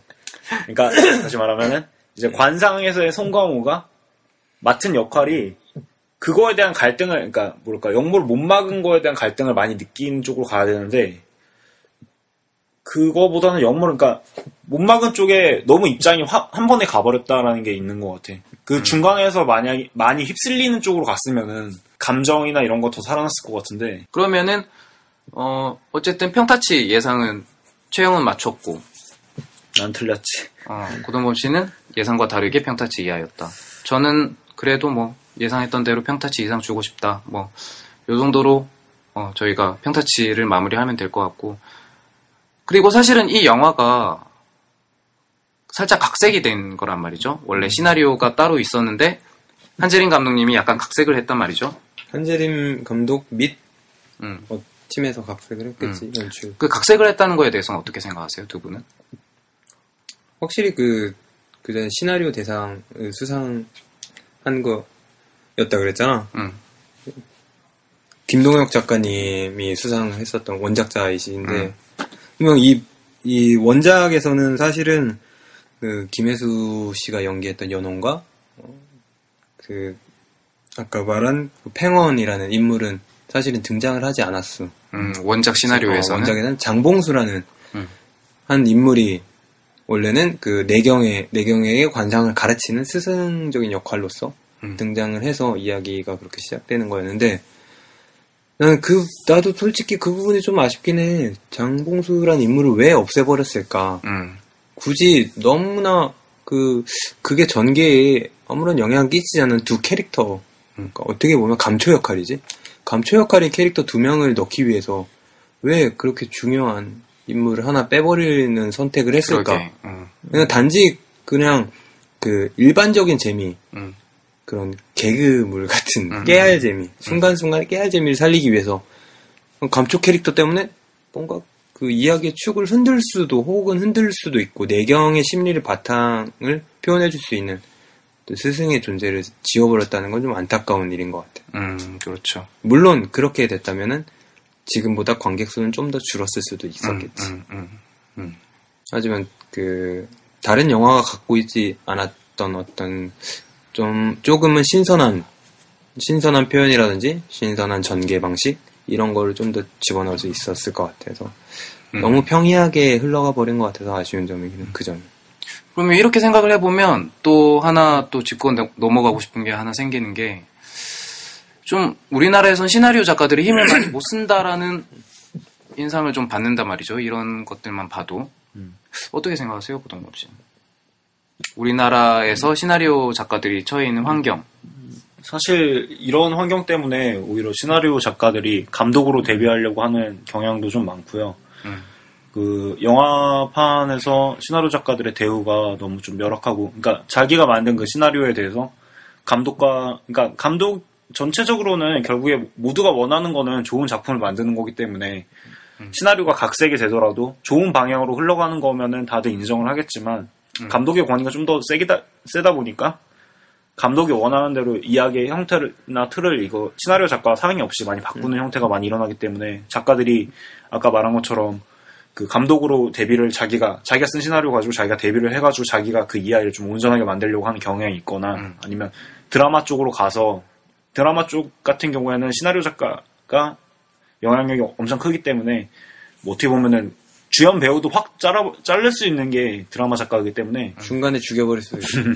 그렇죠. 그렇기 때문에 드라마판으로 넘어가거나 이런 경우가 더 많이 발생해서 오히려 이런 게 더 영화판에 더 해악이 되는 거라고 생각을 해요. 술이 좀 깨졌네요. 네.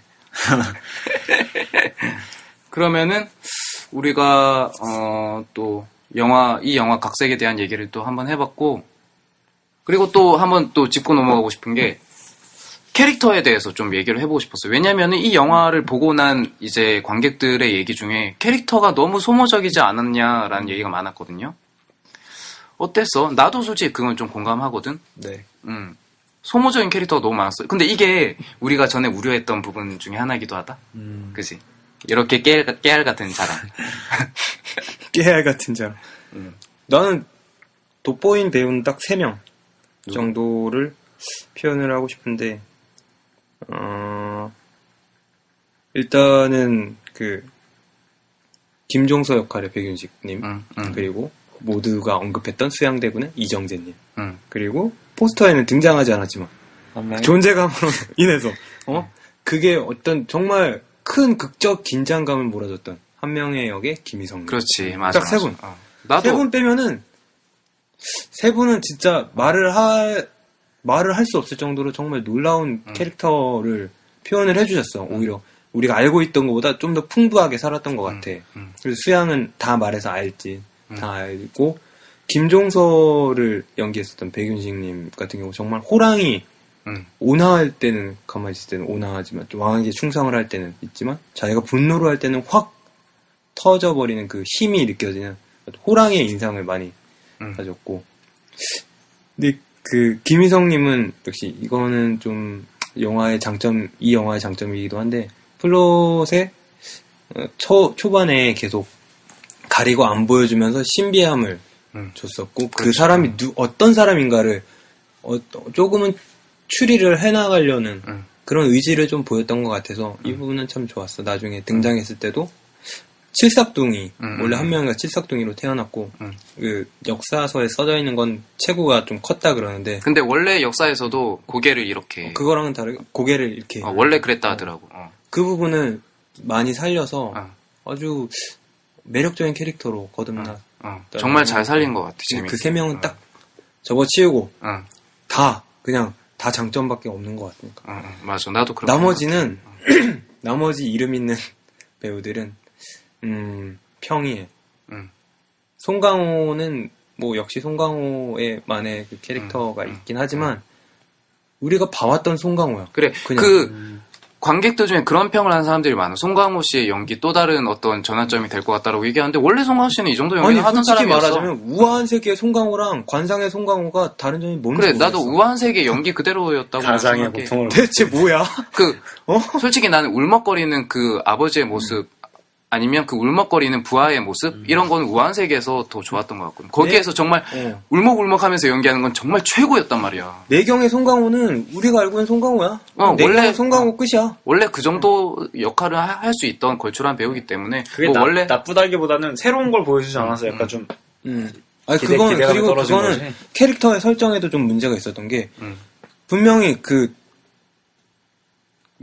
이 대역죄를 저지른 가문이기 때문에 조용히 살고 있었단 말이야. 그 다음에 한양으로 올라오면서 그 가문이 그래도 이종석 아들을 위해서 또 가문을 좀 이렇게 세우려고 하겠지. 근데 그런 욕망이 너무 표현이 안 됐어. 맞아. 그냥 흘러가는 대로 몸을 놔뒀던 것 같아. 그렇기 때문에 오히려 그냥 우리가 알고 있는 송강호, 내경이란 캐릭터는 보이지 않고 그냥 송강호가 연기하고 있구나라고밖에 안 보여. 연옥역의 김혜수. 그냥 우리가 봐왔던 김혜수 똑같아. 진짜 그냥 김혜수가 할 수 있었던 예전까지 보여줬었던 도회적인 이미지의 캐릭터가 그냥 한복 입고 나온 거. 근데 나는 되게 감사해. 그대로 나와주셨어. 난 감사하지 않아. 정말 정말 여기서 연홍은 정말 소모적인 캐릭터야. 형이 말하는 감사는 저는 그래도 감사합니다. 저는 감사하다고 말씀드렸습니다. 나도 감사해. 우리가 감사하는 지점은 다른 지점인 것 같긴 하지만 차라리 야동을 봐, 야동을. 근데 김혜수는 정말 그냥 그렇지. 나는 제일 논란이 되는 거는 이종석 캐릭터였다고 생각해. 그리고 조정석은 그냥 납득이. 일단 조정석 씨 얘기를 해서 잠깐 짚고 넘어가자면, 이 조정석 씨가 여기서 연기했던 팽원이라는 캐릭터의 웃음 코드가 조금 상업적 목적 외에 뭐가 있었냐라는 그런 생각을 좀 해. 납득이스러워. 그냥 납득이라는 그 캐릭터가 강하다 보니까 이 제작자가 저 캐릭터 가져와. 저 캐릭터면 우리 영화에 중간중간 웃음 포인트 줄 수 있겠네. 이렇게 해서 가져온 거 말고는 특별히 내용과 관련된 웃음 코드를 못 느끼겠다 이거지. 예를 들어서 우리가 봉준호 감독님의 영화를 보면 정말 사건의 핵을 뚫는 유머 코드들이 있단 말이야. 그 사건을 해결하기 위해서 그 주인공들이 해나가는 과정에서 일어나는 우여곡절, 그 우여곡절 속에서 유머 코드가 담겨 있단 말이야. 근데 지금 고동범 씨가 너무 좋아합니다. 고동범 씨는 정말 봉준호 감독님을 정말 사랑하기 때문에. 근데 옆에서 이렇게 실실 웃고 있는 거 이상해. 얘 미친 것 같아. 약간 좀 다른 의미로 사랑하는 게 아닌가. 그 코미디가 후장을 사랑해. 형의 후장을 사랑해. 침대에 같이 누워줘. 오늘 자고 갈래. 이름도 봉형이야. 그렇진 않고요. 그런 식으로 좋아하진 않고요. 근데 이 영화에서는 이 팽원이 맡은 역할이 정말 사건이랑 상관없이 그냥 상업적 목적으로 웃기는 거 말고는 아무것도 못 느꼈다는 거지. 그런 면에서 좀 나는 좀 불편하다. 딱 이 세 명 이야기를 하면은 캐릭터 설정에 대한 고민이 아예 없었던 것 같아. 그냥 기존에 있었던 이미지를 따와서 그저 그대로만 사용해버리고 끝난 것 같아. 너무 편하게 사용한 거 아닌가? 캐릭터에 대한 고민이 없어. 이 사람들은. 그리고 마찬가지로 이종석 캐릭터, 아들 역할이었던 이종석 씨 캐릭터도 정말 아까 고동범 씨가 계속 뉘앙스로 풍겼듯이 참담하지. 정말 그 심파를 넣기 위해서 그냥 참담해. 짜맞춘 가족극 같은 느낌. 이종석은 이미 다리를 절고 첫 등장했을 때부터 저 이따가 죽을 거니까 울어줄 준비하세요라고 말하는 거는 다를 바가 없어. 근데 나는 여기에도 눈이 그렇게 말하고 있어. 눈이. 여기에도 한재림 감독님의 사관이 담겨 있다고 생각을 해. 그러니까 아들을 통해서 자신의 어떤 안타까운 역사를 투영한 것 같아. 계속 좀 더 비극적인 어떤 결말을 만듦으로 해서 이 역사적 사실에 대해서 좀 더 사람들이 안타까워하길 바라는 마음이 있었지 않은가. 근데 좀 그렇게 보여졌어. 이미 배경이 비극적인 이야기인데 거기에 또 비극을 넣으면은 이건 과잉이야. 그렇지. 거기에 맞물려서 같이 돌아가야 되는데 비극에 더해서 비극이 더 플러스 얹혀지니까 힘든 거야 보기가. 그렇지. 너무 길어지고 루즈해지고 이게 뭐야. 근데 이 시점에서 꼭 내가 언급하고 가고 싶은 영화가 하나 있어.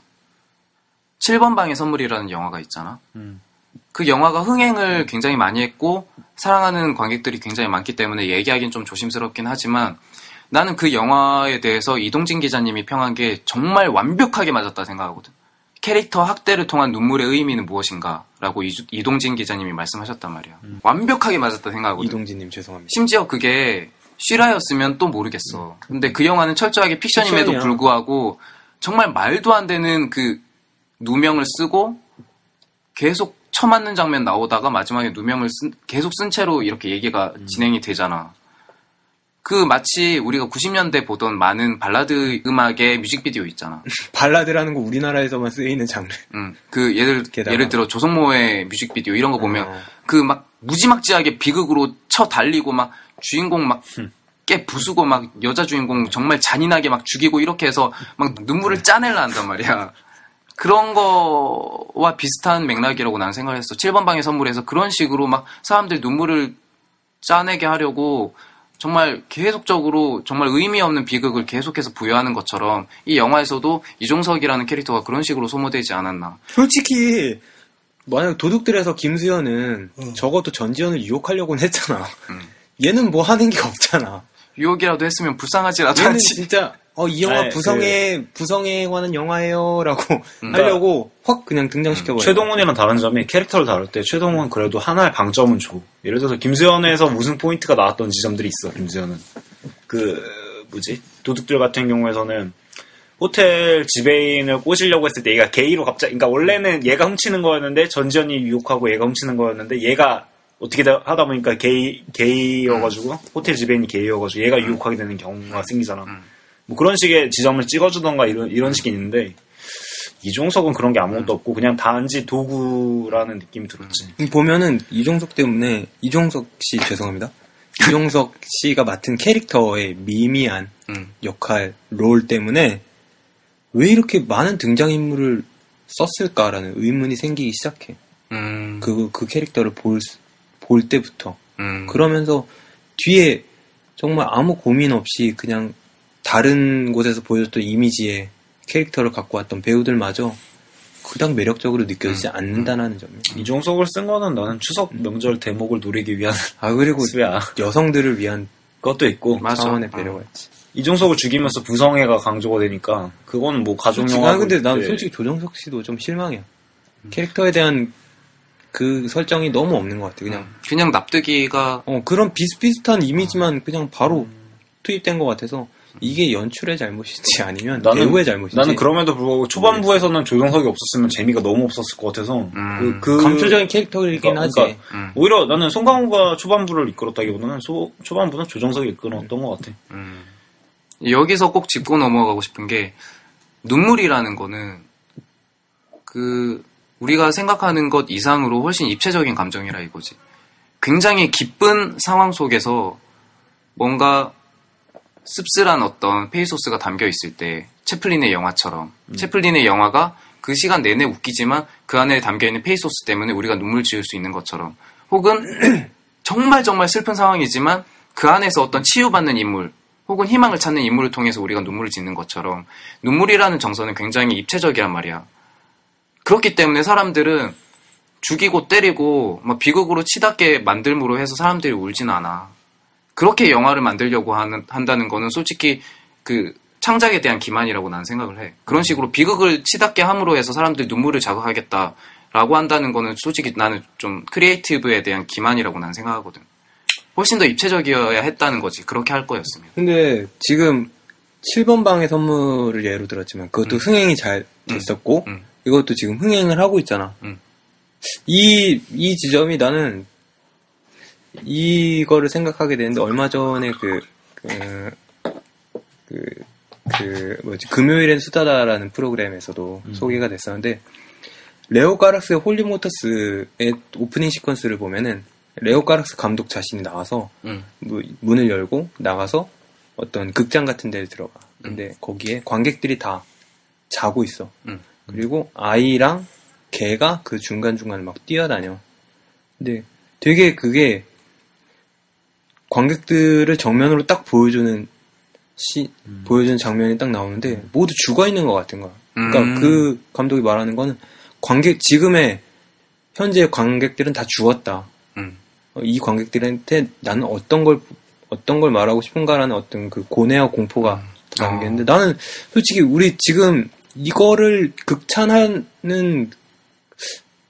수밖에 없는 관객들은 좀 죽어 있는 느낌이 좀 들어. 이게 흥행할 수 없다라는 게 지금 현 구조 상태가 관객들은 물론이고 감독조차 그렇게 끌려가는 거 상태에서 이미 죽어 있는 상태가 아닌가.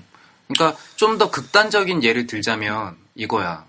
정말 극단적인 상황으로 얘기를 몰아넣는다든지 아니면은 정말 처절한 상황으로 주인공을 내몬다든지 이동진 기자님이 말씀하셨던 것처럼 캐릭터를 학대시켜서 눈물을 짜내려고 한다든지 이런 게 통한다는 거는 우리가 예를 들어 공동묘지에 갔어.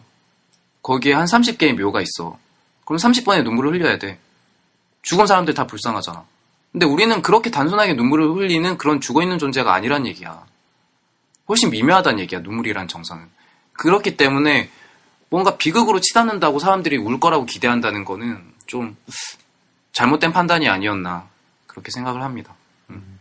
어떤 영화건은 결국에는 그 영화만의 특색이 있어야 된다는 거야. 그러니까 아까 전에 형 근데 레오 갈락스가 관객들이 자고 있다 이런 식으로 얘기했잖아. 근데 이게 그러니까 제작사 측에서도 한재린 감독하고 얘기를 할 때 아마 그런 얘기를 하지 않았을까라는 생각이 드는 거지. 왜냐면 추석 대목에 개봉을 하는 건데 너무 복잡한 얘기거나 아니면은 뭐 18세 등급으로 갑자기 감버린다든지 이런 식으로 되면은 이제 관객에서 가족들이 다 같이 선택해서 그러니까 내가 말하는 거는 그런 게 아니라 이 영화만이 갖고 있는 특색 매력이 있어야 된다고. 이건 너무 평이하잖아. 솔직히 말하자면 아무리 제작사가 그 관객층을 고려했다고 해도 그 관객층을 고려한 가운데 특색이 있는 영화가 있고 아닌 영화가 있는데 이건 아닌 영화라는 거지.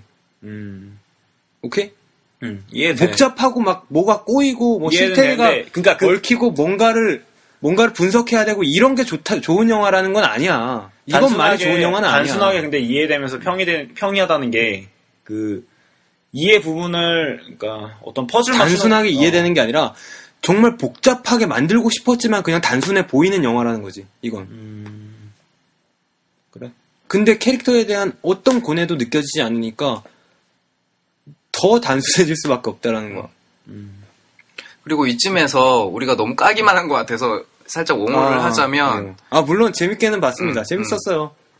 일단 평타치 이상으로 본 제가 말씀을 조금 더 덧붙이자면 좀 여러 가지 질문거리를 많이 남기지 않았나라는 생각이 들었어요. 그러니까 결과적으로 관상을 바꿨느냐 아니면 바꾸려는 행위 때문에 이렇게 되었느냐 그런 질문을 남길 수 있다는 얘기지. 예를 들어서 그 수양대군의 눈썹 사이에 점 3개를 찍었는데 이것 때문에 결과적으로 쿠데타의 운명을 더 가속화하게 되었느냐 아니면 정말로 이게 그저 쿠데타를 조금이나마 막으려고 했던 수단이 되었느냐 우리는 이걸 알 수가 없어. 내가 봤을 때는 이 한재림 감독님도 이런 알 수 없는 지점을 그냥 노린 것 같아. 여러 가지 그냥 가능성을 열어놓을 수 있도록 사람들이 저건 운명에 해당하는 거였다 아니면은 운명을 바꾸려고 노력한 부분이었지만 바꾸지 못한 지점이다 해석이 갈릴 수 있잖아. 이런 지점을 만들어줬다고 나는 생각을 해. 일부러 모호하게. 일부러 그렇게 만들어놨다고 생각을 해. 나는 근데 이런 영화를 되게 좋아하거든. 여러 가지 질문거리를 만드는 영화들. 그래서 나는 이런 부분들에 있어서는 좀 흥미롭지 않았나, 여러 가지 생각의 여지를 남기지 않았나, 그런 점은 되게 좋았다고 생각을 합니다. 뭐 그렇게 보면 될 것 같고, 또 어떤 게 있을까요? 나는 관상 소재의 아쉬움. 예전에 형이 심파에 묻힐 것 같다고 얘기한 것처럼 내가 봤던 미국 드라마 중에 라이투미라는 미국 드라마가 있거든. 봤어요 형 혹시? 팀 로스가 나오는 미국 드라마인데 그게 되게 재밌는 영화인 게 드라마 뭐랄까 사람들이 가지고 있는 행동이나 제스처나 표정이 전 세계가 다 똑같을 것 같아. 웃을 때 짓는 표정이나 아니면 불쾌감을 느낄 때 느끼는 표정 다 다르지.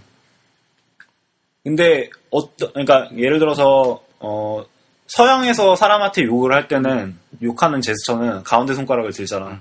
근데 우리나라에서 다른 사람한테 욕을 할 때는 이제 검지와 중지 사이에 이제 엄지손가락을 넣는 형태로 욕을 하잖아. 그러니까 정말 자세한데? 그지. 감자 먹인다고 하지. 그러니까 그런 아니면 식의 바지를 내린다거나 이렇게. 그건 형이 하는 것 같은데. 그러니까 그런 식의 이제 제스처가 문화마다 다른 게 있는데 전체적으로 같은 것도 있어. 그러니까 웃는 맞아. 표정 같은 경우는 전 세계적으로 똑같아. 그게 폴 에크먼이라는 사람이 얼굴의 심리학이라는 책에서 썼는데 그 책에 나오는데 그 사람이 이제 조사를 하려고 대조군을 만들려고 문명이랑 별로 그러니까 접촉이 없는 다른 부족에 가서 그 표정들을 연구하고 그랬는데 거의 같아.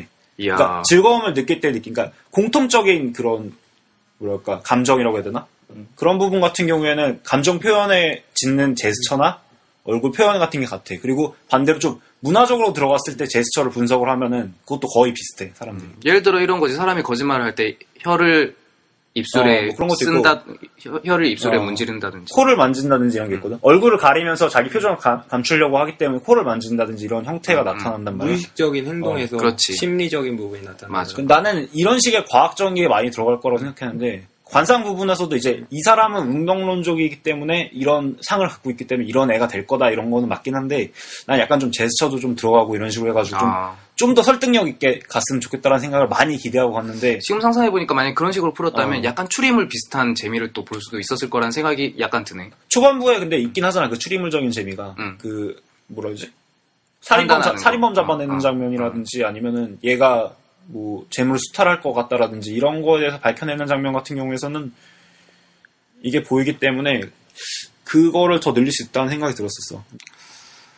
그러면은 오늘 관상 후기편까지 이렇게 마무리를 한번 해보도록 하고, 지금 추석이 끝나서 다들 어떻게 보면 후유증에 시달리고 있을 수도 있겠는데, 뭐, 그래도 그나마 우리가 이제 또 좋은 영화들이 많이 개봉을 앞두고 있단 말이죠. 그래서 그렇죠. 다음 영화도 아마 굉장히 기대할 만한 작품이 우리를 기다리고 있을 텐데, 그러면 우리가 다음 주에 다룰 예고편 영화가 뭐죠? 지구라트? 그게 아니라 지구를 지켜라를 찍고 꽤 많이 쉬셨죠? 한 10년 가까이 10년 넘게 쉬신 것 같은데 이제 다시 신작을 갖고 다시 돌아오신 장준환 감독님의 화이. 그렇죠, 화이. 내가 봤을 때 이 영화가 감히 올해 하반기 국내작 중에 최고가 되지 않을까? 근데 나는 관상 끝나자마자 다시. 근데 정말 영화를 사랑하시는 분들 중에 혹시 지구를 지켜라라는 영화를 안 보신 분들이 있으시면 꼭 보셨으면 좋겠습니다. 이 영화는 뭐 감히 제가 국내 영화 중에 꼭 봐야 될 영화라고 말씀드리고 싶으니까. 올해는 꽤 괜찮은 작품들이 많이 나오네요. 그렇죠. 정말 장준환 감독님 정말 기대하고 있습니다. 정말 너무 오랫동안 저희가 기다렸습니다.